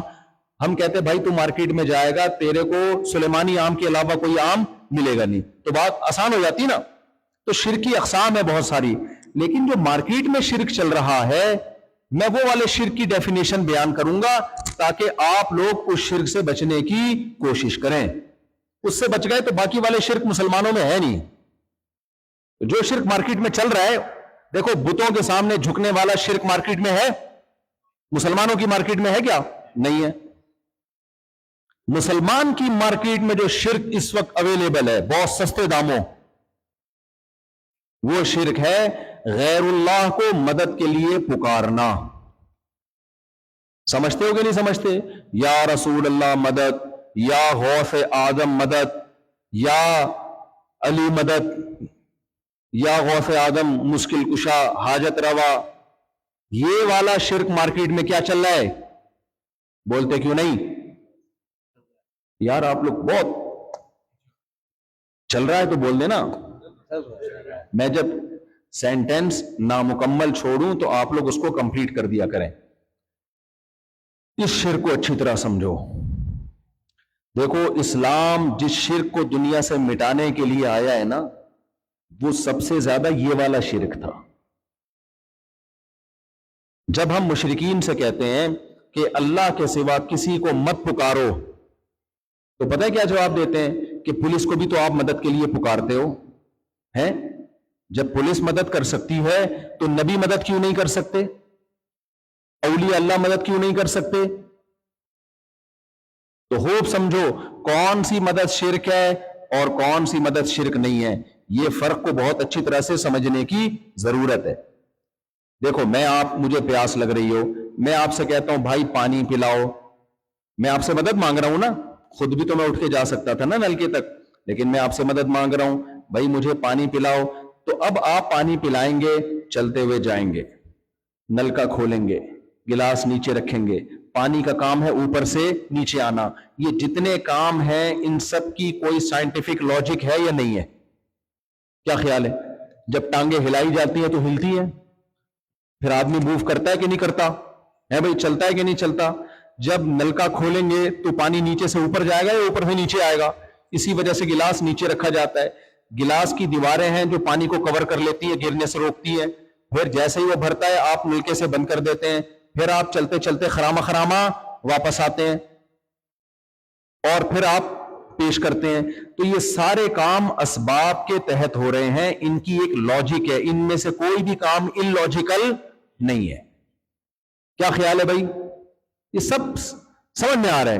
تو ہم جب پولیس سے مدد مانگتے ہیں تو پولیس سے مدد کا مطلب کیا ہوتا ہے؟ پولیس والے آئیں گے موبائل لے کے، آنا چاہیے، آئے نہ آئے یہ ان کی مرضی ہے، آنا تو چاہیے نا ان کو۔ اگر آ گئے موبائل لے کے آئیں گے، چور کو پکڑیں گے، بٹھائیں گے گاڑی میں، آپ کو کی حفاظت کریں گے، یہ سارے کام اسباب کے تحت ہو رہے ہیں۔ یہ والی مدد شرک نہیں ہے، یہ کسی سے بھی مانگی جا سکتی ہے۔ شرک وہ مدد ہے جو اسباب سے اوپر ہو، جس کی کوئی سائنٹیفک لاجک بولو نہیں ہو۔ مثال کے طور پر میاں بیوی کی شادی ہو گئی، اولاد نہیں ہو رہی، ڈاکٹر کے پاس جاتے ہیں ہماری مدد کرو، ہمیں اولاد چاہیے، ڈاکٹر مدد کرتا ہے، وہ کیا کرتا ہے؟ میاں کا ٹیسٹ کروائے گا پہلے کہ بھئی ایسا تو نہیں اسپم ہی نہیں ہے اولاد والے، اگر اسپم کی کمی ہے بھائی یہ دوا کھاؤ، اس سے اسپم بننا شروع ہو جائیں گے۔ عورت کا ٹیسٹ کرے گا کہ بھئی اس میں بانجھ تو نہیں ہے، کوئی ٹیکنیکل ایشو تو نہیں ہے، اس کی میڈیسن دے گا۔ جتنے بھی اسباب ہیں وہ سائنٹیفک اسباب اختیار کرے گا، اولاد ہو جائے گی۔ لوگ کہیں گے اس ڈاکٹر نے ہماری مدد کی ہے، ہم نے اس سے مدد مانگی تھی۔ یہ مدد مانگنا شرک بولو نہیں ہے، جائز ہے۔ صبح شام لوگ جا رہے ہوتے ہیں ڈاکٹروں کے پاس، حکیموں کے پاس، مدد مانگ رہے ہوتے ہیں، یہ شرک میں نہیں آتی۔ شرک میں کون سی مدد آئے گی؟ 90 سال کے ہو گئے زکریا علیہ السلام، سر کے بال ہو گئے سفید، بیوی بانجھ بھی ہے اور بوڑھی بھی ہے، بیوی بانجھ بھی ہے اور بوڑھی بھی۔ واشتعل الرأس شیبا، اے اللہ میرے سر کے بال سفیدی سے بھڑک رہے ہیں، جیسے آگ کے شعلے نکلتے ہیں نا، ایسے سفیدی کے شعلے نکل رہے ہیں، صحیح ہے نا، ایسے سفید بال۔ ایک آدھ بال بھی کالا ہونا تو ہم کہہ سکتے ہیں کہ بھئی بڑھاپے کا آخری، ابھی جوانی کے کچھ علامتیں باقی رہ گئی ہیں، بالکل سفید، اور بیوی بانجھ بھی اور بوڑھی بھی، 90 سال کے ہو گئے۔ اب مجھے بتاؤ، آپ اگر 90 سال کے ہو جاؤ اور آپ کی بیگم 88 سال کی ہو، اور آپ دونوں کسی ڈاکٹر کے پاس جاؤ کہ ڈاکٹر صاحب ہم بہت اچھا، گئے بھی آپ بیساکھی کے ساتھ نا، کمر آپ کی جھکی ہوئی ہے، اور وہ بیچاری بڑھیا ویل چیئر پہ آ رہی ہے، ویل چیئر پہ بیگم کو لے کے جا رہے ہو اور آپ خود بھی ویل چیئر پہ ہو، کوئی پیچھے سے دھکا لگا کے دونوں کو لے گیا، کھانس بھی رہے ہو وہاں جا کے۔ اب آپ ڈاکٹر صاحب سے کہہ رہے ہو ڈاکٹر صاحب شادی کو 57 سال ہو گئے ہیں، اب تک اولاد نہیں ہے، کائنڈلی کوئی ایسی میڈیسن دے دیں، ہمیں آپ سے مدد چاہیے۔ ڈاکٹر کیا کہے گا؟ بھائی آپ کو اولاد کی میڈیسن سے زیادہ دماغ کی میڈیسن کی ضرورت ہے، یہی کہے گا نا۔ آپ غلط جگہ آ گئے، آپ کو کسی نفسیاتی ہاسپٹل جانا چاہیے تھا، بڑھاپے سے آپ کا دماغ کیا ہو گیا ہے؟ کھسک گیا ہے۔ اب آپ جواب میں کہہ رہے ہیں زکریا علیہ السلام کے تو ہو گئی تھی، سورہ مریم میں ہے بھائی، زکریا علیہ السلام نے تو اللہ کو پکارا تھا بڑھاپے میں، قال رب انی وہن العظم منی، زکریا علیہ السلام نے محراب میں کھڑے ہو کر کیا دعا مانگی؟ کاف ہا یا عین صاد ذکر رحمت ربک عبدہ زکریا، یہ تیرے رب کی وہ رحمت جو اپنے بندے زکریا پر ہوئی، اس کا تذکرہ ہے سورہ مریم میں۔ اذ نادى ربه نداء خفيا. کتنا مزہ آتا ہے یہ آیتیں پڑھنے میں کہ اللہ کچھ کرنے میں سبب کا محتاج نہیں ہے. تو مسلمان کو ٹینشن کیسی بھائی؟ پھر اللہ کیوں یہ واقعات بتا رہا ہے کہ میں نے زکریا کو بغیر اتنے بڑھاپے میں اولاد دے دی اور میں نے عیسیٰ کو بغیر باپ کے پیدا کر دیا؟ یہ سب اللہ یہ بتا رہا ہے کہ مسلمان ٹینشن لیتا ہی نہیں ہے. اب میرا موضوع چینج نہ ہو جائے، جو توحید پر میں ہوں اسی پر رہے.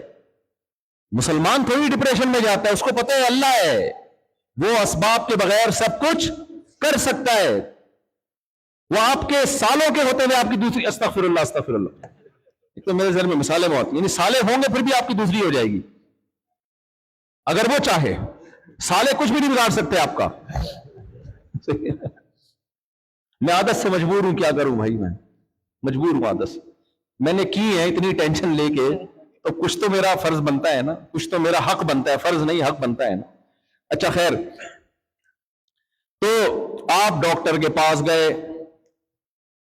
اب آپ ڈاکٹر کہہ رہے ہیں بھائی 90 سال کے ہو گئے، ویل چیئر پہ آ رہے ہو، گھٹنوں میں تمہارے پانی ختم ہو گیا، اب تو اس میں پانی ڈلوانے کے لیے آؤ میرے پاس. کیا خیال ہے؟ وہ ایک شاعر نے شعر کہا ہے نا آج کے نوجوانوں کے بارے میں، آج کل کے نوجوانوں کے گھٹنوں میں بہت درد ہوتا ہے. تو شاعر نے بڑی پیاری بات کہی ہے کہ رنگ چہرے کا زرد کیسا ہے، آئینہ گرد گرد کیسا ہے. یعنی چہرے کے آئینے پہ یہ گرد کیسی آئی ہوئی ہے، چہرے پہ رونق نہیں ہے.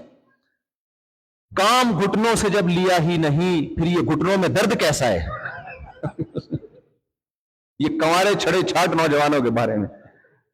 اچھا خیر، تو آپ نے ڈاکٹر صاحب سے کہا ڈاکٹر صاحب آپ بھی عجیب ہو، آپ میرا مذاق اڑا رہے ہو، آپ نے سورہ مریم نہیں پڑھی کیا؟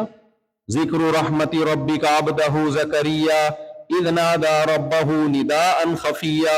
جب زکریا نے اپنے رب کو چپکے سے پکارا، قال رب انی وہن العظم منی، اے اللہ میری ہڈیاں بوسیدہ ہو گئیں، واشتعل الرأس شیبا، میرے بال سفیدی سے بھڑک رہے ہیں، ولم اکن بدعائک رب شقیا، اے اللہ میں ابھی بھی نا امید نہیں ہوں کہ تو میری دعاؤں کو قبول کرے گا، اس سے میں نا امید نہیں ہوں.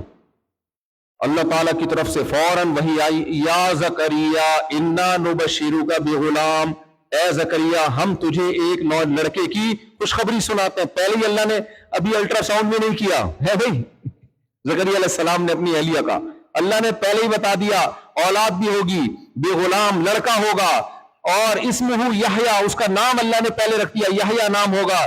لم نجعل لہ من قبل سمیا، اور اے زکریا اتنی بڑی نعمت کہ اس نام کا اس سے پہلے کوئی بچہ پیدا نہیں ہوا. یہ نام میں نے تیرے لیے سنبھال کے رکھا ہوا تھا کہ ایک پیغمبر آنے والے ہیں، بڑھاپے میں ان کو اولاد دوں گا، تو اولاد بھی منفرد اور نام بھی منفرد. اور سیدن و حصورا، سردار بنے گا قوم کا. حصورا انتہائی پاک دامن اور شریف ہوگا، انتہائی پاک دامن. تو زکریا علیہ السلام نے کہا انا یکون لی غلام، اے اللہ میرے کیسے بچہ پیدا ہو جائے گا، میں تو بوڑھا. ابھی دعائیں مانگ رہے تھے بھائی، ابھی دعائیں مانگ رہے تھے، جب اللہ نے خوشخبری دی ہے تو کہتے ہیں اللہ یہ کیسے ہوگا، میں تو بوڑھا ہو گیا. بعض دفعہ انسان کی دعا قبول ہوتی ہے، انسان کو خود اشکال ہو رہا ہوتا ہے یہ ہو کیسی گئی. تو اللہ نے کیا فرمایا، وَقَدْ خَلَقْتُكَ مِن قَبْلُ وَلَمْ تَكُ شَيْئًا، اے زکریا تجھے تعجب کیسے ہو رہا ہے، تو کچھ بھی نہیں تھا، پانی کا ایک قطرہ تھا، پانی کا ایک قطرہ. منی کیا ہوتی ہے؟ ماں کے رحم میں وہ منی کا ایک قطرہ جاتا ہے، اس میں آنکھ، ناک، کان، دل، دماغ، جگر، گردے، پھیپھڑے، کلیجی، لیور، دماغ کی ہزاروں رگیں، دماغ کی رگوں کو آپ کھینچ کے لے کے جاؤ، چاند سے گھما کے واپس لے آؤ، اتنی بڑی رگیں ہوتی ہے دماغ میں. پوری پائپ لائنوں کا ایک جال اللہ نے ایسے پریس کر کے نا دماغ کی کھوپڑی میں فٹ کر دیا ہے. اور یہ سب چیزیں بنتی کس میں ہے؟ پانی کے قطرے میں. پانی پہ تصویر بناتا ہے. یصورکم فی الارحام کیف یشاء، اللہ کہتا ہے میں تمہیں ماں کے رحم میں تمہاری تصویر بناتا ہوں. یہ کام اللہ کہتے ہیں اے زکریا جس نے تجھے پانی کی بوند سے بنا دیا، کیا وہ تجھے بڑھاپے میں اولاد نہیں دے سکتا؟ اس میں اللہ نے بتا دیا کہ اللہ کچھ کرنے میں کسی سبب کا محتاج نہیں ہے، کسی لاجک کا محتاج نہیں ہے. لاجک کے لیے سائنسدان محتاج ہیں، ڈاکٹرز محتاج ہیں، انجینئرز محتاج ہیں. آپ کسی انجینئر کے پاس جاؤ کہ بھئی میں نے یہاں بلڈنگ بنانی ہے، وہ کہے گا بھائی یہ زمین بہت نرم زمین ہے، اس میں جو بھی بنے گی گر جائے گی. آپ کہیں بھائی تو بس بنا دے، وہ کہے گا بھائی کوئی چھو منتر میرے پاس نہیں ہے. پھر آپ کہیں بغیر میٹیریل کے بنا دو اور چھو کرو بلڈنگ بن جائے، کہے گا یہ نہیں ہو سکتا. لیکن اللہ نے کن کہا اور پوری کائنات وجود میں آ گئی. کچھ بھی نہیں تھا، سب کچھ بنا دیا. پانی کے قطرے سے انسان کو بنا دیا. اب ڈاروین کے سمجھ میں نہیں آ رہا یہ کیسے بن گیا، تو اس نے اوٹ پٹانگ چیزیں لانا شروع. بندر سے بنے ہم. بندر کیسے بن گیا تھا بھائی؟ بندر کسی اور چیز سے بنا تھا. وہ کس سے بن گئی تھی؟ وہ کسی اور چیز سے. وہ کس سے؟ وہ کسی اور. ابتدا کیسے ہوئی؟ اینڈ میں جا کے ڈاروین پھنسے گا کہ نہیں پھنسے گا؟ تو بھائی جب ابتدا سے اللہ نے بنایا ہے تو اینڈ میں بھی کس نے بنایا ہے؟ کیا خیال ہے؟ اللہ نے بنایا ہے. تو اب آپ ڈاکٹر کے سامنے تقریر کر رہے ہو، ڈاکٹر صاحب آپ کہہ رہے ہو میں بوڑھا ہو گیا، مجھے اولاد نہیں ہو سکتی. زکریا علیہ السلام نے تو اللہ کو پکارا تھا، اولاد ہو گئی تھی، میں آپ کو پکار رہا ہوں، آپ میرا مذاق اڑا رہے ہو. تو ڈاکٹر عقل مند ہوگا تو کیا کہے گا؟ بھائی اللہ تعالیٰ کچھ کرنے میں کسی سبب کا محتاج نہیں ہے. میں ڈاکٹر ہوں، میں سبب کا محتاج ہوں. سائنٹیفکلی اگر یہ پاسبل ہوگا تو ہو جائے گا، ممکن نہیں ہے تو ناممکن ہے. پھر یہ ہو نہیں سکتا. پھر ایسے موقع پہ بھی آپ اگر ڈاکٹر کو یہ سمجھتے ہیں کہ یہ مجھے اولاد دے سکتا ہے، اس کے پاس اسباب سے ہٹ کے طاقتیں ہیں، تو پھر یہ شرک ہے. آپ اللہ کی صفات میں غیر اللہ کو شریک کر رہے ہو. تو خوب سمجھ لو، اسلام میں اگر کسی بت کو آپ نے پکارا یا کسی پیغمبر کو پکارا یا کسی فرشتے کو پکارا یا کسی ولی اللہ کو پکارا یا کسی پتھر کو پکارا، اگر آپ کا خیال یہ ہے کہ اس کے پاس طاقتیں ہیں اور یہ اسباب سے ہٹ کے ہماری مدد کر سکتا ہے، تو پھر یہ کوئی فرق نہیں ہے بت کو پکارنے میں اور کسی ولی اللہ کو پکارنے میں. میں سمجھا پا رہا ہوں اپنی بات؟ بھائی اسباب سے ہٹ کے طاقتیں صرف کس کے پاس ہیں؟ اللہ کے پاس. کوئی کچھ بھی نہیں کر سکتا. یہاں اب بعض لوگ گڑبڑ کرتے ہیں، وہ کہتے ہیں دیکھو بھائی یہ بات تو ہم مانتے ہیں کہ اسباب سے ہٹ کے اختیارات صرف اور صرف کس کے پاس ہیں؟ اللہ کے پاس. ہم مانتے ہیں، لہذا ہم توحید پرست ہیں. لیکن اللہ اگر کسی کو کوئی اختیار اپنی مرضی سے دینا چاہے تو کوئی پابندی اللہ پہ لگا سکتا ہے؟ بولو. مثال کے طور پر یہ اولاد ہی کو ہم لے لیتے ہیں. بھائی اسباب کے بغیر اولاد کون دے سکتا ہے؟ اللہ.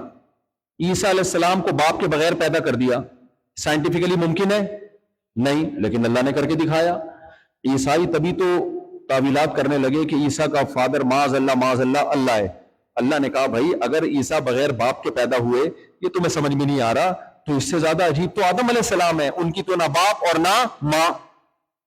خلقہ من تراب. تو جو خدا آدم کو باپ اور ماں کے بغیر پیدا کر سکتا ہے وہ عیسیٰ کو صرف ماں سے کیوں نہیں پیدا کر سکتا؟ تو یہ اس بات کی کہاں سے دلیل ہو گئی کہ عیسیٰ علیہ السلام کے فادر معاذ اللہ ہیں یا وہ اللہ سے نکلی ہوئی کوئی مخلوق ہیں؟ تو اب گڑبڑ کیا ہوتی ہے؟ خوب سمجھو. آپ لوگ پریشان تو نہیں ہو رہے؟ توحید سمجھ میں آ رہی ہے کہ نہیں آ رہی ہے؟ اب بعض لوگ یہ کہتے ہیں کہ دیکھو، کہتے ہیں ہم نہیں کہتے کہ اسباب سے ہٹ کے اللہ کے علاوہ بھی کسی کے پاس طاقتیں ہیں. ساری طاقتیں کس کے پاس؟ اللہ کے. لیکن اللہ اگر کچھ اختیارات کسی کو دینا چاہے تو ان وہابڑوں کو تکلیف کیوں ہوتی ہے؟ ہمیں کیا کہتے ہیں؟ وہابڑا. وہابی کی سپرلیٹو ڈگری ہے وہابڑا. کہتے ہیں ان وہابڑوں کو تکلیف کیوں ہو رہی؟ جیسے وہ ڈاکٹر اولاد نہیں دے سکتا، لیکن اگر وہ اللہ کا ولی ہوتا، اس نے اتنی عبادت کی ہوتی، اللہ کے بندوں کو اللہ کے دین کی طرف لایا ہوتا، تہجد ہوتا اور تہجد ہوتی اس کے اعمال میں، اور ماتھے پہ سردوں کے محراب ہوتے، صدقات و خیرات ہوتے، اللہ خوش ہو کے کہتا ہے ڈاکٹر تو اللہ کا اتنا بڑا ولی ہے، اب اگر کوئی 90 سال کا بوڑھا تیرے پاس آئے گا تو اب میں تجھے اختیار دے رہا ہوں کہ تو بھی اس کو اولاد دے سکتا ہے. کن کہے گا اور اس کی اولاد ہو جائے گی. تو اللہ تو دے سکتا ہے نا. سمجھ میں آ رہی ہے بھائی صاحب؟ آپ کے سمجھ میں آ رہی ہے؟ آپ کے پی کے سے ہو نا. تو اللہ دے سکتا ہے. تو ہم نہیں کہتے کہ نبی کے پاس اختیارات خود سے ہیں، ذاتی نہیں ہے، عطائی ہیں، اللہ نے دے دیے. لہذا ہم اللہ کو بھی پکارتے ہیں، اور کبھی نبی سے محبت میں جوش آیا تو ہم نبی کو بھی پکارتے ہیں، یا رسول اللہ آپ ہماری مدد کریں، آپ ہماری بگڑی بنائیں، آپ ہماری کشتی پار لگائیں، آپ بے اولادوں کو اولاد دیں. تو ہمیں پتہ ہے، کہتے ہیں کہ نبی کے پاس اختیارات نہیں، لیکن اللہ نے دے دی ہیں اپنے نبی سے خوش ہو کے. سمجھ میں آ رہی ہے بات؟ خوب سمجھ لو. قرآن میں جس شرک کی نفی ہے نا، وہ یہی والا شرک ہے. مشرکین مکہ اس کے قائل نہیں تھے کہ ان بتوں کے پاس خود سے اختیارات ہیں. مشرکین اس کے قائل تھے کہ یہ نیک لوگوں کی مورتیاں ہیں. پہلے زمانے میں ہوتا یہ تھا، جب کسی نیک آدمی کا انتقال ہوتا لوگ اس کا بت بناتے. لوگ کہتے جب ہم ان کے سامنے جھکیں گے تو اللہ نے ان کو اختیارات دیے ہیں. اصل تو اختیارات کس کے پاس ہیں؟ اللہ کے. تو پورے قرآن میں میرے بھائی جس شرک کی نفی ہے وہ یہ ہے کہ اللہ کہتے ہیں میں نے کسی مقرب فرشتے کو، کسی مقرب پیغمبر کو، کسی ولی کو اختیارات نہیں دیے. یا ایھا الناس، اے لوگو، انتم الفقراء الی اللہ، تم سب کے سب اللہ کے در کے محتاج ہو. لم یتخذ صاحبۃ ولا ولدا، اس نے نہ کسی کو اپنی زوجہ بنایا نہ کسی کو اولاد بنایا. ولم یکن لہ ولی من الذل، کوئی اس کا مددگار نہیں ہے. دیکھو حکومت کو ضرورت پڑتی ہے اختیارات تقسیم کرنے کی. مثال کے طور پر حکومت پاکستان ہے یا حکومت ملاوی ہے. اب سارے کام گورنمنٹ اکیلی نہیں کر سکتی. گورنمنٹ نے وزیر بنا دیا، بھائی پانی کا وزیر فلاں ہے. اب پاکستان میں ایسا ہوتا ہے کہ پانی کا فلاں وزیر ہے، لہذا صرف اسی کے گھر میں پانی آئے گا، اس کے علاوہ کسی اور کے گھر میں پانی. وزیر کا یہ مطلب ہمارے یہاں ہوتا ہے.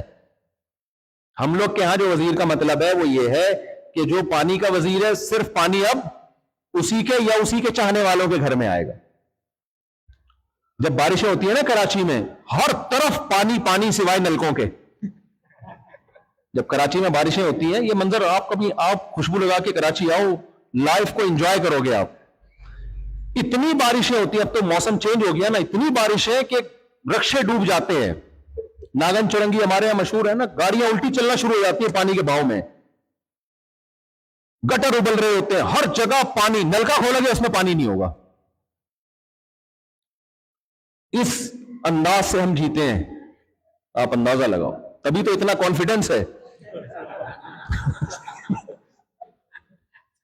اتنے پانی کے باوجود بھی نلکوں میں پانی نہیں ہے.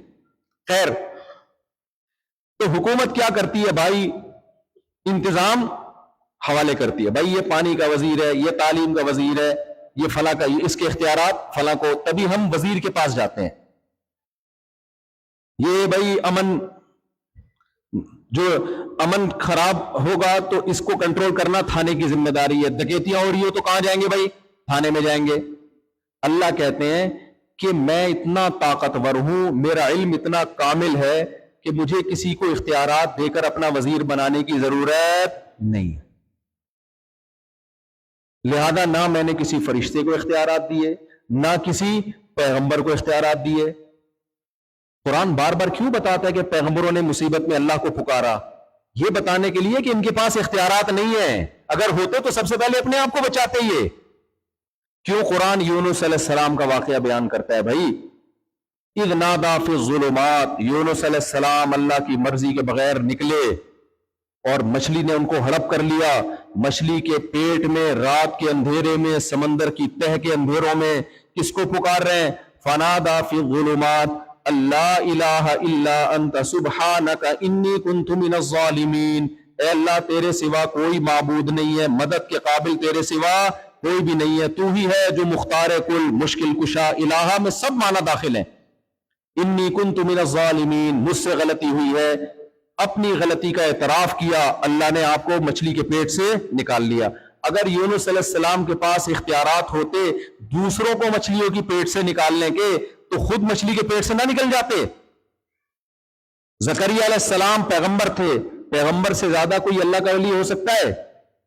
اگر پیغمبر کو آپ کہتے ہیں اس ڈاکٹر ولی اللہ تھا، اللہ نے اس کو اولاد کے اختیار دے دیے، تو کیا وہ ڈاکٹر زکریا علیہ السلام سے اونچا ہو سکتا ہے؟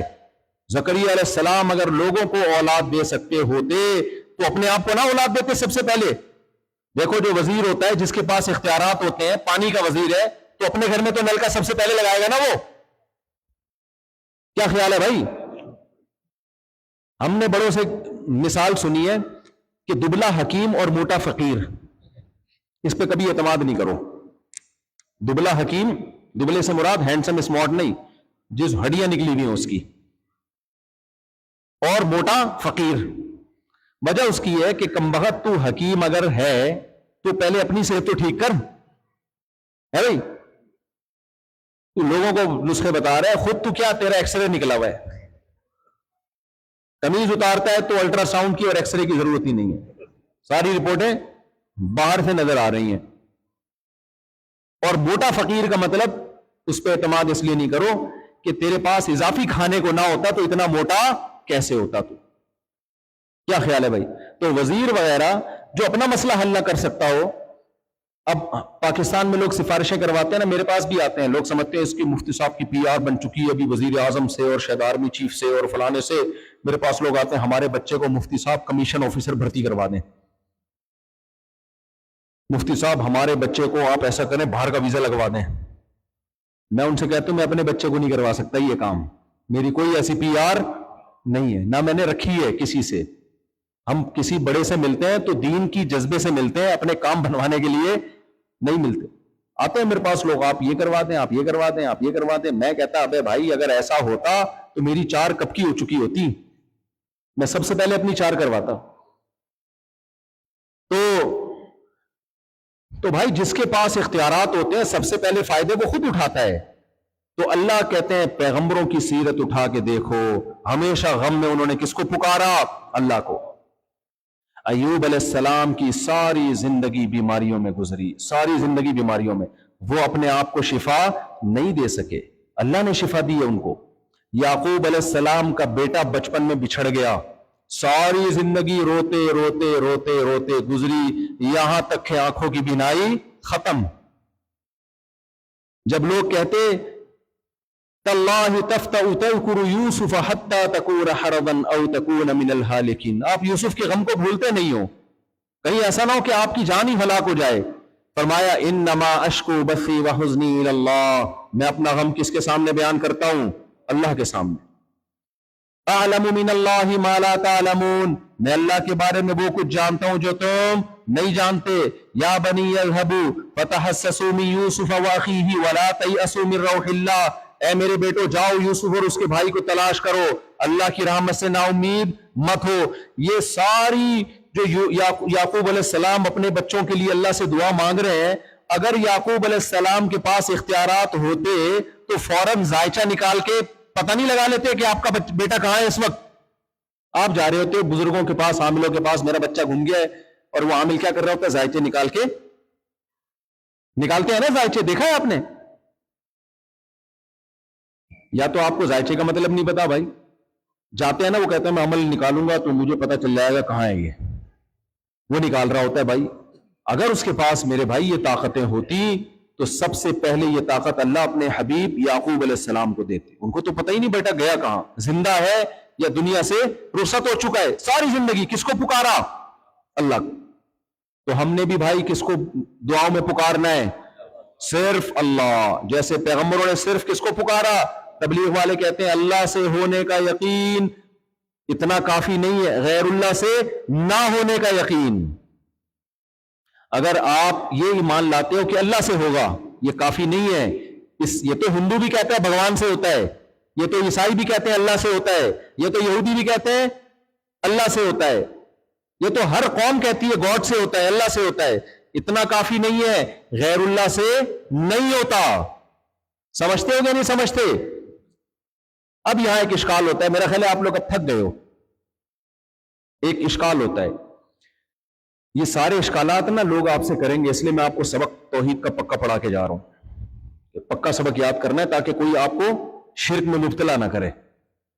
اب سوال پیدا ہوتا ہے، اچھا اسباب سے ہٹ کے اختیارات صرف اللہ کے پاس ہیں، تو نبی نے چاند کے یہیں سے بیٹھے بیٹھے 2 ٹکڑے کیسے کر دیے؟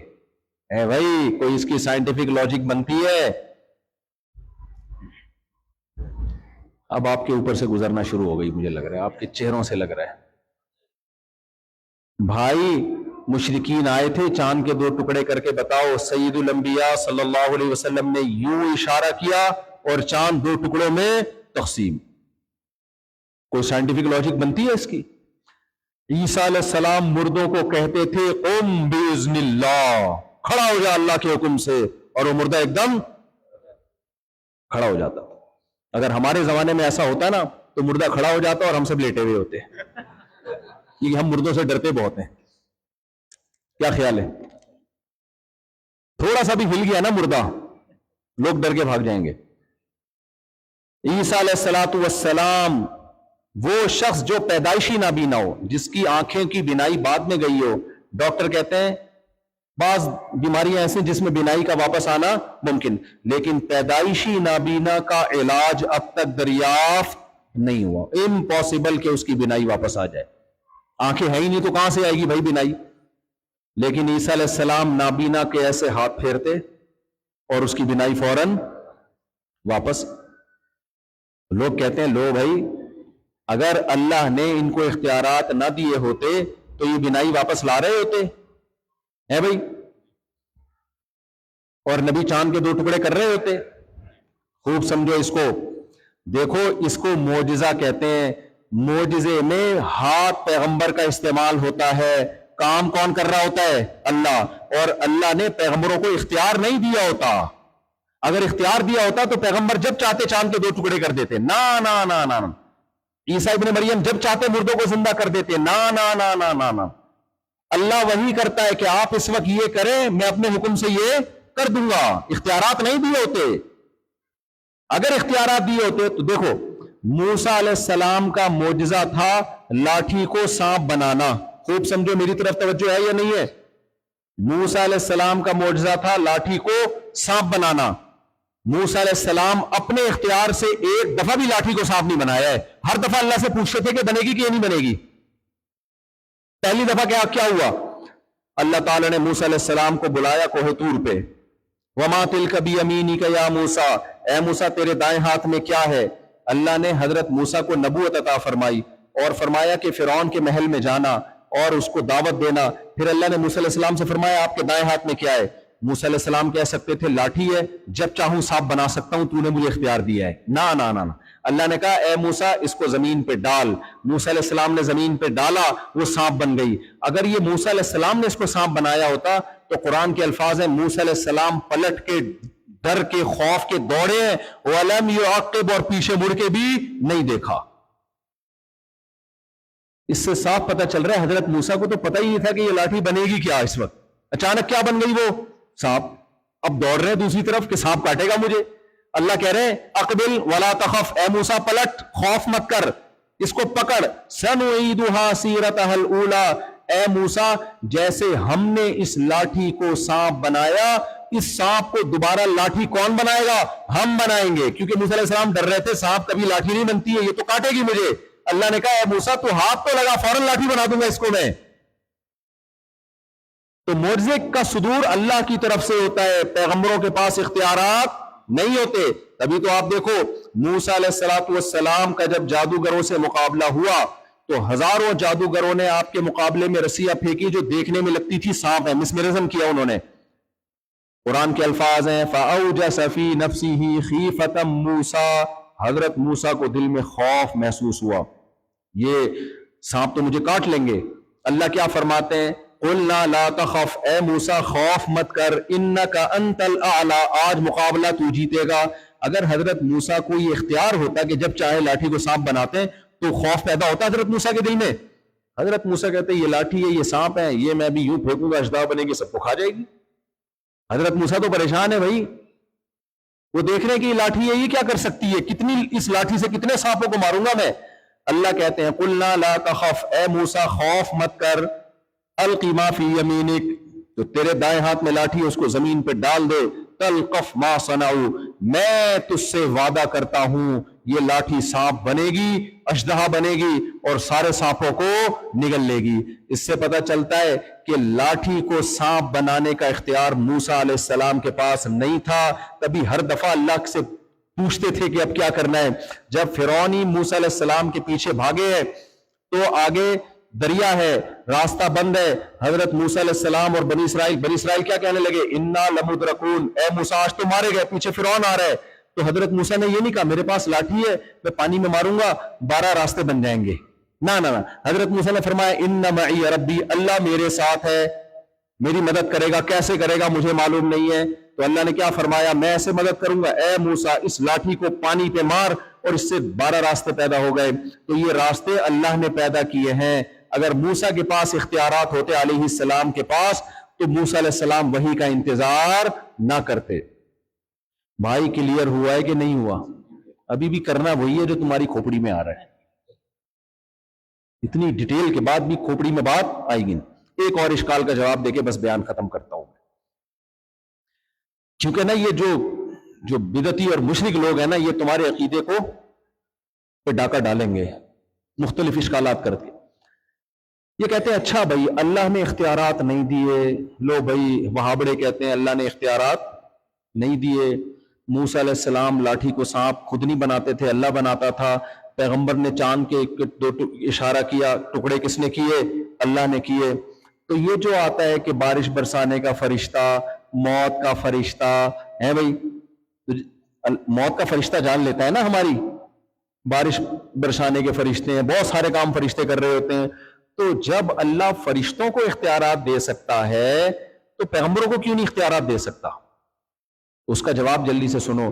دیکھو اللہ نے فرشتوں کو اختیارات نہیں دیے, فرشتوں سے کام لیتا ہے. کام لینا الگ چیز ہے, اختیارات دے دینا الگ چیز ہے. اس کی مثال بہت آسان. دیکھو میرے ہاتھ میں اگر پین ہو, قلم ہو, آپ مجھ سے کہتے ہیں مفتی صاحب آٹوگراف یا کوئی دعا لکھ دیں, تو میں قلم استعمال کر کے دعا لکھوں گا. دعا قلم نہیں لکھے گا, دعا کون لکھے گا؟ میں لکھوں گا. قلم کو میں یوز کروں گا, کام لوں گا قلم سے, جدھر موڑوں گا قلم ادھر کو گھومے گا. یہی وجہ ہے کہ قلم سے یا پین سے نہیں کہا جاتا کہ آپ ہمیں یہ تحریر لکھ دیں, کیونکہ آپ کو پتا ہے قلم کاتب کا اور رائٹر کے ہاتھ میں ہوتا ہے, قلم کے پاس اپنا اختیار نہیں ہوتا. تو اللہ فرشتوں سے کام لیتے ہیں, فرشتوں کو اختیارات نہیں دیے, تبھی دعائیں فرشتوں سے نہیں مانگی جاتی. کس سے مانگی جاتی ہیں؟ اللہ سے مانگی جاتی ہیں. اور آخری, اب توحید پہ پورا چیپٹر ہی مکمل ہو جائے, آخری اشکال یہ ہوتا ہے کہ بھئی یہ وہابڑوں کی جو ساری تقریر ہے نا, ایک آیت نے اس تقریر پہ پانی پھیر دیا ہے. سورہ مریم میں آتا ہے جبریل علیہ السلام حضرت مریم کے پاس آئے, حضرت مریم یہ سمجھی کہ کوئی مرد ہے تو پناہ مانگنے لگی. اعوذ بالرحمن منک ان کنت تقیا, اگر تو معاذ اللہ جھوٹا ہے تو میں اللہ کی تجھ سے پناہ مانگتی ہوں. تم مرد ہو. انہوں نے کیا فرمایا؟ نہ, میں اللہ کا رسول ہوں, میں بشر نہیں ہوں. میں کیوں آیا ہوں؟ لِأَهَبَ لَكِ غُلَامًا زَكِيًّا, اے مریم میں چاہتا ہوں تجھے ایک نیک صالح بیٹا ہبہ کر دوں, گفٹ میں دے دوں. تو اب جو بدعتی لوگ ہیں وہ کہتے ہیں کہ جب فرشتہ اولاد گفٹ میں دے سکتا ہے, اور اولاد بھی معمولی نہیں, عیسیٰ ابن مریم جیسی اولاد, تو پیغمبر کسی کو اولاد کیوں نہیں دے سکتے؟ سمجھ میں سوال آ رہا ہے؟ آج سوال ہی سمجھ میں نہیں آ رہا تو میرے بھائی جواب کہاں سے سمجھ میں آئے؟ میرے پاس تو جتنی طاقت تھی میں نے نکال دیا سمجھانے. پھر بھی سمجھ میں نہیں آئے تو جو مرضی کرو بھائی. بھائی قرآن میں آتا ہے کہ جبریل علیہ السلام نے حضرت مریم سے فرمایا کہ اے مریم میں اللہ کی طرف سے تیرے پاس آیا ہوں, لِأَهَبَ لَكِ, تاکہ میں تجھے گفٹ کر دوں, غلامن ایک لڑکا, زکیہ پاکیزہ لڑکا, عیسیٰ ابن مریم, میں گفٹ میں دوں گا تجھے. تو وہ کہتے ہیں بھائی جب جبریل کسی کو گفٹ میں اولاد دے سکتے ہیں تو پیغمبر کا مقام جبریل سے کم ہے یا زیادہ ہے بھائی؟ یہ تو بول دو نا, اس میں کون سی زیادہ ہے نا. تو پیغمبر کیوں نہیں گفٹ کر سکتے؟ اس کا جواب سمجھو, جبریل کبھی کسی کو اولاد گفٹ نہیں کر سکتے. اولاد اللہ نے گفٹ دی ہے, جبریل نے اللہ کے حکم پہ آ کے پھونک ماری ہے. اس کو کہتے ہیں مجازی نسبت. اس کو کیا کہتے ہیں؟ مجازی. حقیقت میں اولاد اللہ دے رہا ہے کیونکہ اللہ جبریل کے ذریعے دے رہا ہے, دے اللہ ہی رہا ہے, تو مجازن نسبت کس کی طرف کر دی؟ جبریل کی طرف کر دی. یہ لغت میں ہوتا ہے.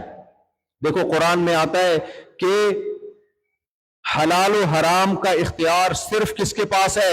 اللہ کے پاس.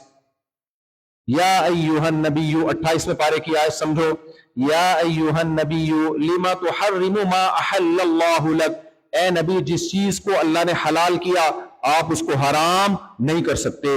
لیکن خود پیغمبر کے بارے میں قرآن میں آتا ہے یحل لہم الطیبات ویحرم علیہم الخبائث، نبی کا کام ہے بری چیزوں کو حرام کر دینا اور پاکیزہ چیزوں کو حلال کر دینا.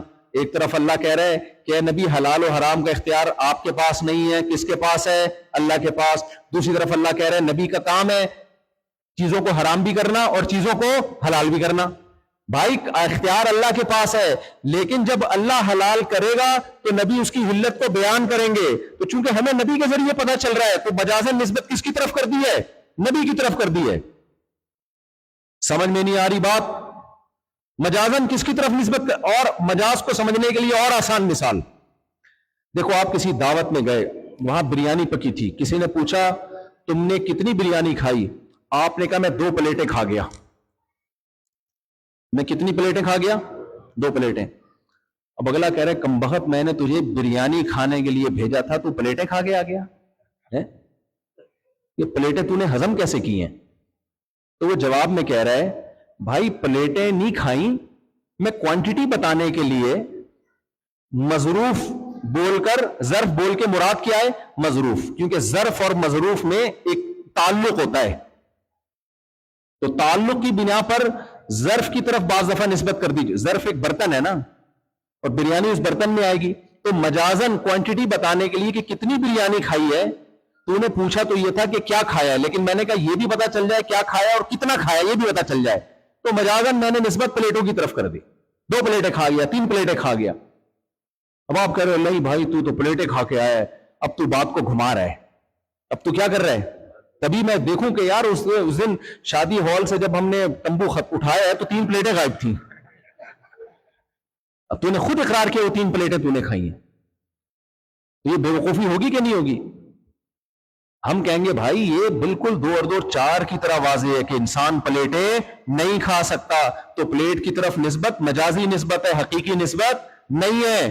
تو اسلام نے توحید کے عقیدے کو اتنا واضح بیان کیا کہ حلال و حرام صرف اللہ کا کام ہے. تو اگر پیغمبر کی طرف نسبت ہوگی تو مسلمان سمجھ جائے گا یہ مجازی نسبت ہے، حقیقی نہیں ہے. تو جبریل جو کہہ رہے ہیں میں تجھے نیک اولاد گفٹ دوں گا، یہ مجازن کہہ رہے ہیں. میں کہاں سے دوں گا بھائی گفٹ؟ اللہ دے گا، میں ذریعہ بن رہا ہوں، پھونک مار رہا ہوں میں. سمجھ میں آ رہی ہے بات؟ اور آسان مثال، ہم کہتے ہیں نا کہ میری گاڑی پنچر ہو گئی ہے. گاڑی پنچر ہو سکتی ہے؟ ٹائر پنچر ہوتا ہے گاڑی. میں طلبہ کو پڑھاتا تھا نا، جو طالب علم بہت غبی ہوتا تھا، غبی سے مراد بے وقوف، سمجھتا نہیں تھا بات کو، 2-4 دفعہ اسے کوئی مسئلہ سمجھاتا پھر بھی نہیں سمجھ میں آتا، میں اس کو کہتا تھا تمہیں بات سمجھانا ایسے ہے جیسے اونٹ کو رکشے میں بٹھانا، جیسے اونٹ کو رکشے میں بٹھانا. تجھے بات سمجھانا ایسے جیسے اونٹ کو رکشے میں بٹھانا. طلبہ بڑے تیز ہوتے ہیں.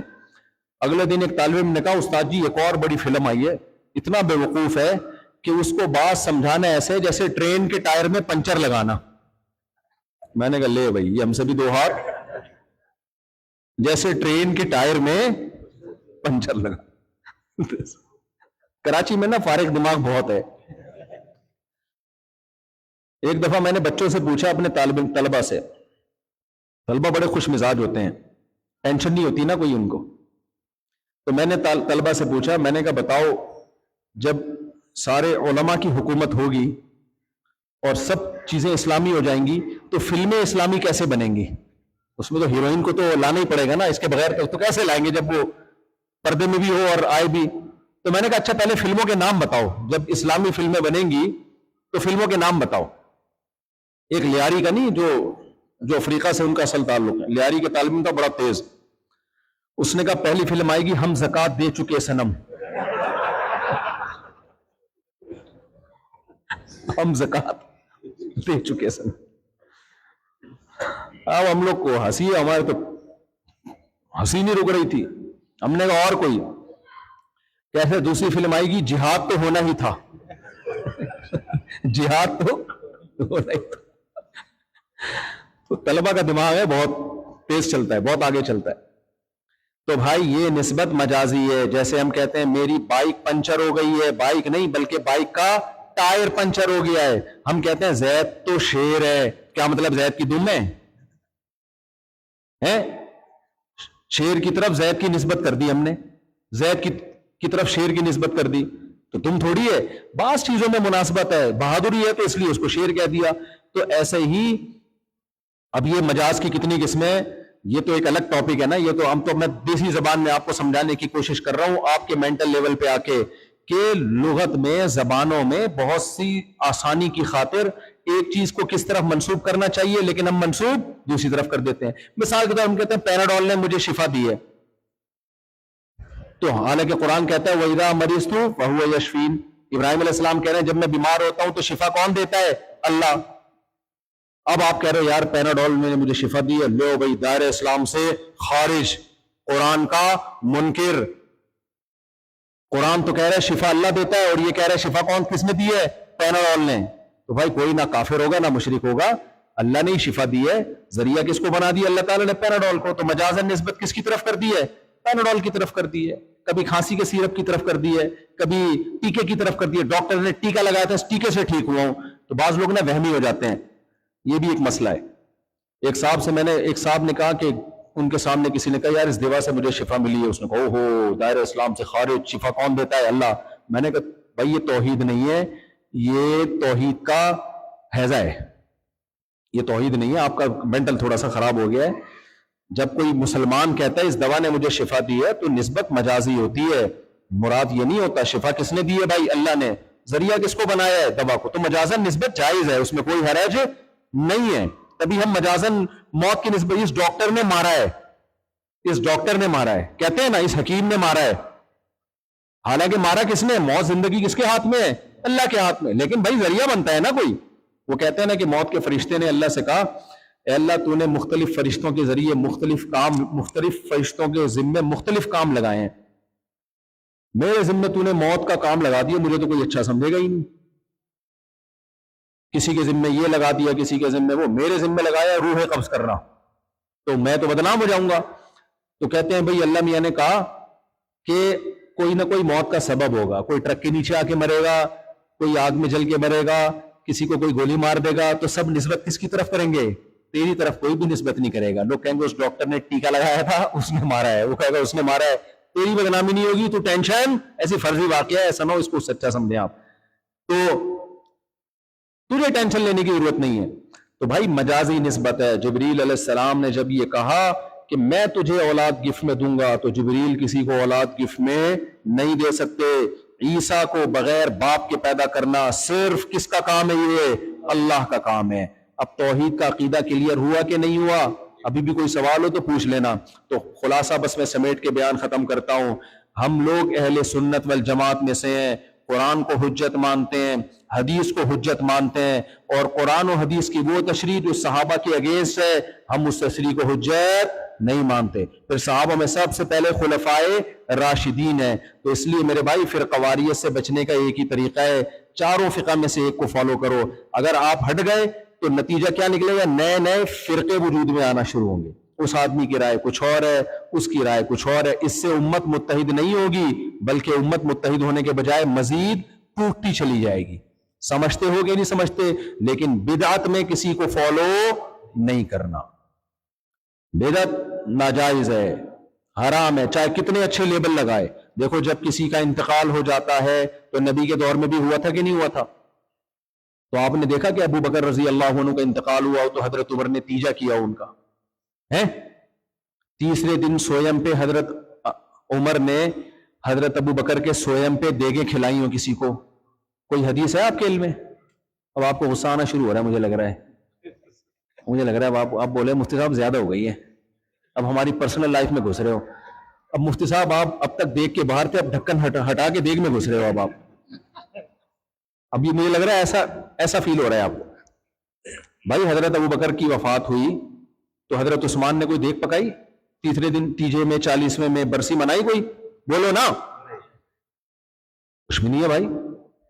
ایصال ثواب تو کوئی بھی کہیں بیٹھ کے بھی کر سکتا ہے. کوئی دیکھا اجتماعی قرآن خوانی ہوئی ہو؟ ہے بھائی؟ کوئی تمبو شمبو لگاؤ، کہیں ہے ملتا ہے ہمیں؟ کہیں کچھ بھی نہیں ملتا. تو بھائی جیسے ہے ویسے ہی رکھو نا, کیا خیال ہے؟ جتنا ہے اتنا رہنے دو, اس میں اضافہ کیوں کرتے ہو؟ تو بدعت سے دور بھاگو, جتنا ثابت ہے بس اتنا, اس سے آگے نکلنے کی کوشش مت کرو. اور امام ابو حنیفہ کے کھاتے میں مت ڈالو بدعتیں. سمجھتے ہو؟ امام ابو حنیفہ کے کھاتے میں اپنے غلط عقیدے اور اپنی بدعتیں ان کے کھاتوں میں مت ڈالو, وہ اس سے بری ہیں, چاروں امام اس سے بری ہیں. تو یہ چند باتیں میں نے آپ کی خدمت میں پیش کی ہیں. یہ تو ہو گیا اسلام. اور ایک آخری بات کر لوں, ایک آخری بات. دیکھو یہ تو عقیدے سے متعلق بات ہے نا انگریا, کچھ عمل بھی تو ہونا چاہیے نا. عمل میں 2 چیزوں کو فوکس کرو. نمبر 1, نماز مسجد کی جماعت کے ساتھ کبھی بھی نہیں چھوٹنی چاہیے. نمبر 2, اپنی نظروں کی حفاظت. دیکھو غیر مسلموں کا کلچر تباہ ہو گیا, برباد ہو گیا زنا کی وجہ سے. زنا بد نظری سے شروع ہوتا ہے. کل ایک غیر مسلم ہم سے ملے نا, وہ پوچھ رہے تھے اسلام کیا ہے. انہوں نے تو کوشش کی, ظاہر بھائی نے پورا PhD اسکالر بنا دیں اس کو ایک ہی دن میں. ان کو میں نے روکا, میں نے کہا اسلام کے موٹے موٹے عقائد سمجھاؤ. یہ پتہ نہیں پوری ڈیٹیل میں جا کے نا یہاں سے اسلام شروع ہوتا ہے, پھر یہاں پر آتا ہے, پوری اس کو یہ چاہ رہے تھے کہ ایک ہی دن میں اس کو مفتی اعظم پاکستان بنا دیں. میں نے کہا یہ بھاگ نہ جائے ڈر کے, موٹا موٹا اسلام سکھاؤ بھائی, اس کو 5 ارکان سکھاؤ. تو جب غیر مسلم اور اسلام میں نا, پہلے غیر مسلم بھی زنا سے بچتے تھے, اب جتنے غیر مسلم ہیں وہ زنا کو لیگل سمجھتے ہیں. آپ فقہ کی کتابیں پرانی اٹھا کے دیکھیں, ان تمام کتابوں میں لکھا ہے کہ زنا حرام فی الادیان کلھا, زنا تمام مذہبوں میں حرام ہے. یعنی دنیا میں کوئی کلچر, کوئی قوم بھی کسی بھی زمانے میں زنا کو لیگل نہیں قرار دیا. انسانیت کا اتفاق ہمیشہ سے رہا ہے کہ یہ بدترین گناہ ہے. لیکن یہ وہ دور ہے جو قرب قیامت ہے, اس میں لوگوں نے زنا کو لیگل کر دیا ہے. تو ہم اس گندگی کو کبھی بھی ایکسپٹ نہیں کریں. تو وہ غیر مسلم جو مسلمان ہو گیا تھا نا, کیا کرنا پڑے گا؟ ہم نے کہا بھائی زنا کی اجازت نہیں. پھر کہنے لگے, فوراً پوچھا شادیاں کتنی کر سکتا ہوں؟ اس کا مطلب بڑے ہوشیار ہو گئے ہیں یہ لوگ بھی. ایک دم سوال پیدا ہوا نا کہ یار میری تو زندگی کی رنگینیاں ختم ہو جائیں گی. وہ پوچھ رہا تھا کیا کرنا پڑے گا. ہم نے کہا زنا نہیں کر سکتے, کسی عورت کی طرف غلط نظر سے, بری نیت سے آنکھ اٹھا کے نہیں دیکھ سکتے. فوراً اسی نے خود پوچھا, میں نے نہیں کہا, خود اس نے پوچھا شادیاں کتنی کر سکتے ہیں. اب مجبوراً مجھے جواب دینا پڑا کہ افسوس کے ساتھ, اب بہت سو کے سالے بیٹھے میں ان کو غصہ آئے گا, لیکن مجھے بہت افسوس کے ساتھ کہنا پڑا کہ مجبوری ہے کہ 4 کی اجازت ہے. تو میں تو وہی جواب دوں گا نا جو اللہ نے کہا ہے. میں یہ تو نہیں کہ میں اس کو چھپا لوں. پھر خوش ہو گیا, کہہ رہے پھر ٹھیک ہے, کہہ رہے پھر صحیح ہے, کیا ہے. تو بھائی بیوی بناؤ, دوستیاں مت لگاؤ. یہاں غیر مسلموں کا کلچر آ رہا ہے, مسلمانوں میں بھی. آپ کو تو اپنا کلچر انٹروڈیوس کروانا چاہیے, آپ کو تو بتانا چاہیے دیکھو ہم کیسے رہتے ہیں, ہماری عورتیں کیسے پردہ کرتی ہیں, رمضان میں ہماری مسجدوں میں کیسی رونق ہوتی ہے. خدا کی قسم اسلام میں اتنی اٹریکشن ہے, اسلام کی ایسی بہاریں ہیں. یہ لوگ بیچارے اپنی زندگیوں سے بیزار ہو چکے ہیں, ان کے پاس کوئی راستہ نہیں ہے. آپ مذہب پہ مضبوط رہے, آپ نے داڑیاں رکھی, آپ نے 5 ٹائم نمازیں پابندی سے پڑھی, گھروں میں صفائی کا نظام ہو, طہارت کا نظام ہو, عورتیں پردہ کرتی ہوں, نظریں جھکی ہوئی ہوں, لین دین میں 2 نمبری نہ کرتے ہو.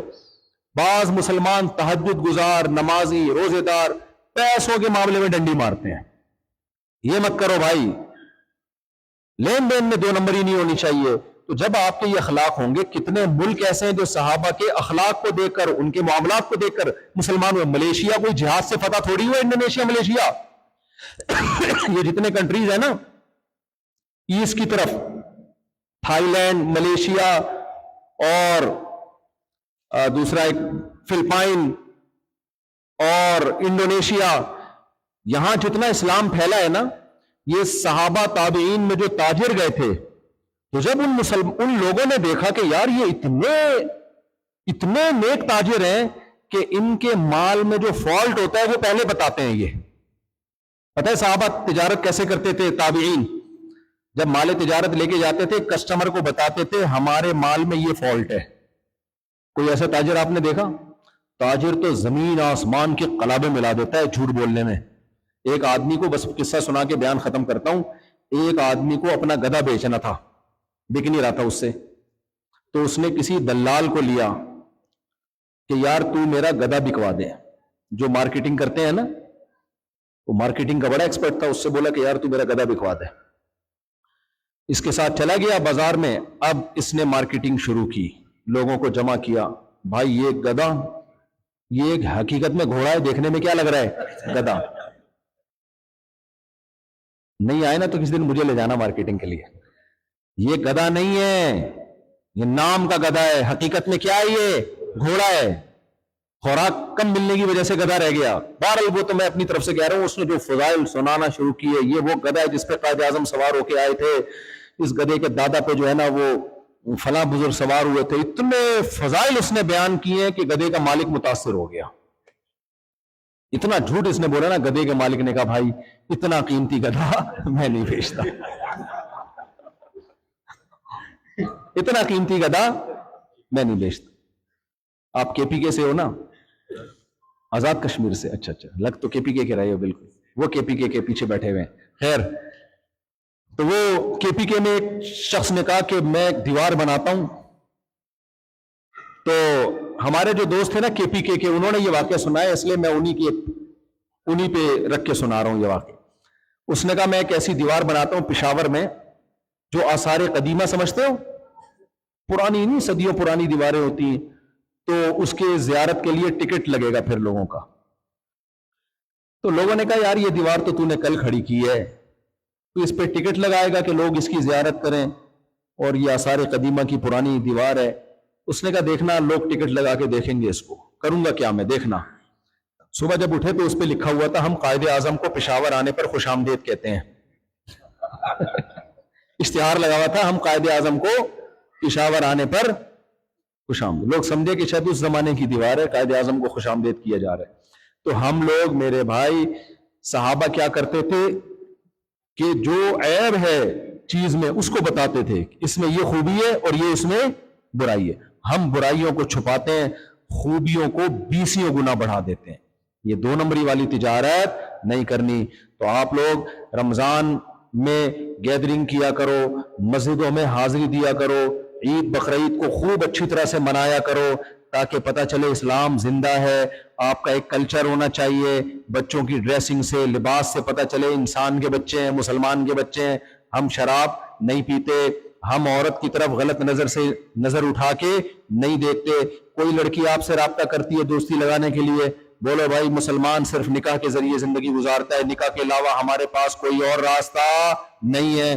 ہم چوری نہیں کرتے, ہم جھوٹ نہیں بولتے, ہم ملکی قوانین کی خلاف ورزی بھی نہیں کرتے. یہ بھی ایک بہت بڑا مسئلہ ہے. بعض لوگ سمجھتے ہیں کہ ہم اللہ کے قانون کو مانیں گے, ملک کے قانون کو نہیں مانیں گے. بھائی ملک کے قانون کو ماننا بھی کس کا حکم ہے, اللہ کا حکم. کسی کنٹری میں رہ کے اس کنٹری کے لا کو مت توڑیں آپ. مجھے بڑی خوشی ہوئی, یہاں غیر مسلم لوگ مسلمانوں کو بہت رسپیکٹ دیتے ہیں. اس کی وجہ پتہ چلی کہ بھائی یہاں تاجر لوگ غیر مسلموں کی مدد بہت کرتے ہیں. بڑی خوشی ہوئی بھائی, کوئی اچھا کام بھی کیا مسلمانوں نے الحمدللہ. تو زکوٰۃ تو آپ مسلمانوں کے علاوہ کسی کو نہیں دے سکتے, لیکن زکوٰۃ کے علاوہ آپ غیر مسلموں کی مدد کر سکتے ہو, کرنی چاہیے. تو ان سب باتوں پہ اللہ مجھے بھی عمل کی توفیق عطا فرمائے اور آپ کو بھی عمل کی توفیق عطا فرمائے. وما علینا الا البلاغ. الحمدللہ رب العالمین والعاقبۃ للمتقین والصلاۃ والسلام علی رسول الکریم وعلی آلہ وصحبہ اجمعین. ربنا آتنا فی الدنیا حسنۃ وفی الآخرۃ حسنۃ وقنا عذاب النار. صلی اللہ تعالی علی خیر خلقہ محمد.